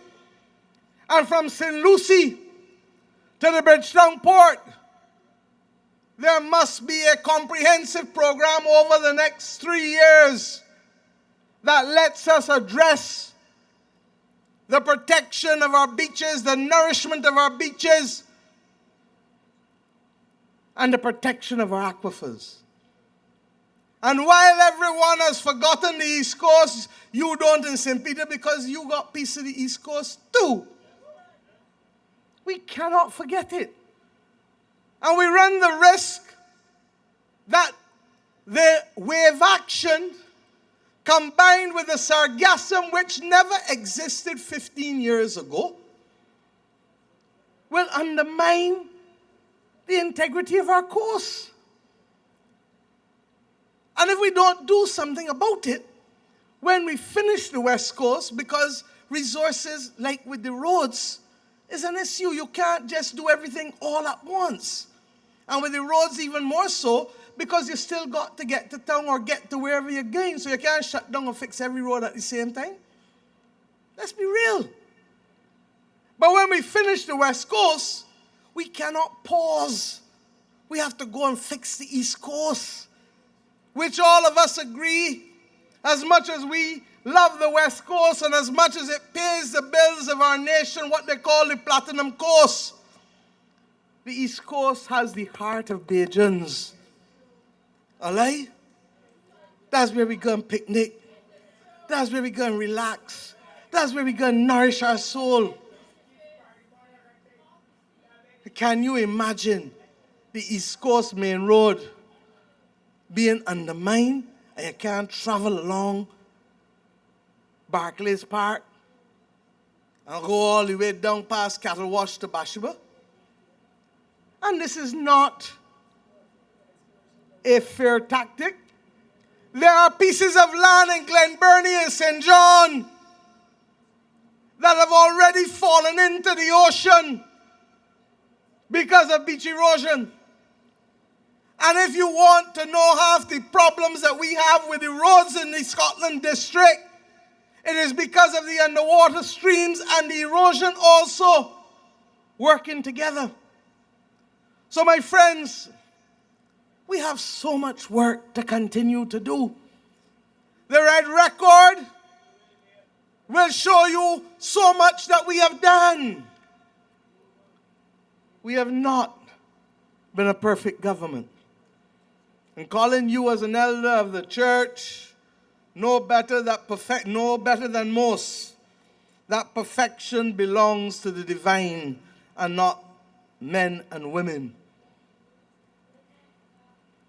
But we have been a good government, and we have done good by the people of this country. And I know that you, the residents of St. Peter, have benefited in your pockets. I know that there were people who, when we came to office, earning $1,500 or less, didn't pay no income tax. That is true. Owen took care of that.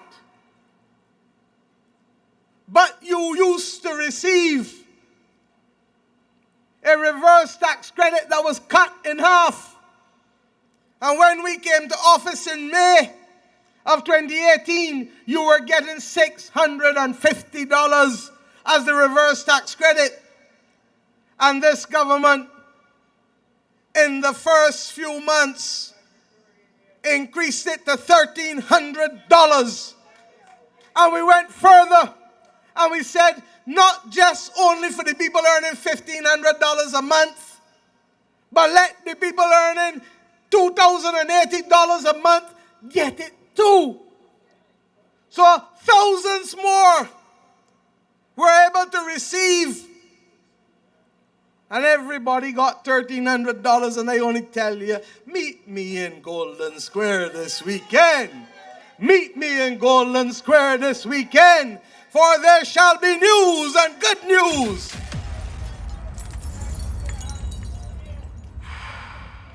Exercised by a responsible government. Not a pie in the sky, not a promise to remain like comfort to a fool, but programs and plans built on a record of credibility and doing good by people. There were people earning between the same $2,080 and just shy of $3,000 a month who paid taxes in this country. And in 2019, we introduced something called a compensatory income credit.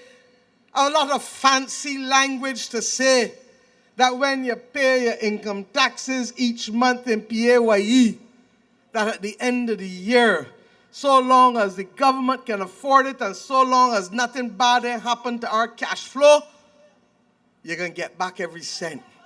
And what did you get? You get it back after 2019. You get it back in 2020. You get it back in 2021. Help me. You get it back in 2022. You get it back in 2023. You get it back in 2024. And with God's grace, you're going to get it back for last year in 2025. I can't speak about the other government, the other party.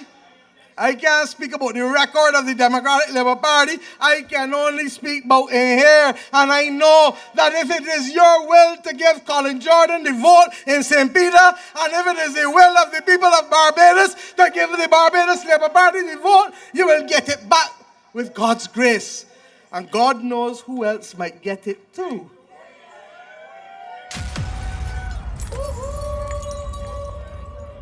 Meet me in Golden Square this weekend. My friends, I have come as your humble servant to ask you, the good people of St. Peter, the place of my father's ancestral home. My father was born right here in Speightstown on Queen Street. My uncle, Elton Elombe, as you would know him, was equally born there. I have a great uncle whose name was Sal Collins. And many of you would know that right next to Alexandra School was where he lived. And I would come as a child and visit him and his wife, who was from Dominica. Many of you knew them. He was a tailor. He lived in Guyana for a little while and he returned home. I hear he was a good tailor. It's the first time I ever read a Western book. Remember them Western books that used to be? Michael Holt, I saw you there. Written by Louis L'Amour. First time I ever read it. So that my memories of St. Peter as a child have been good memories. And I would not know how else to relate to the good people of St. Peter in the manner befitting them. You have given us Colin Jordan. And Colin Jordan is so well respected the world over. You go to Geneva and you call Colin Jordan's name in the International Labour Organization. And I had to tell him, no, you cannot thief him from me yet. You might thief him in the future, but he is to be available for work for the people of Barbados again. And all I have to say about Ralph Thorne tonight is that if you ever wanted to see a tall man humiliate a Lilliputian, watch every debate where Colin Jordan talked after Ralph Thorne in Parliament.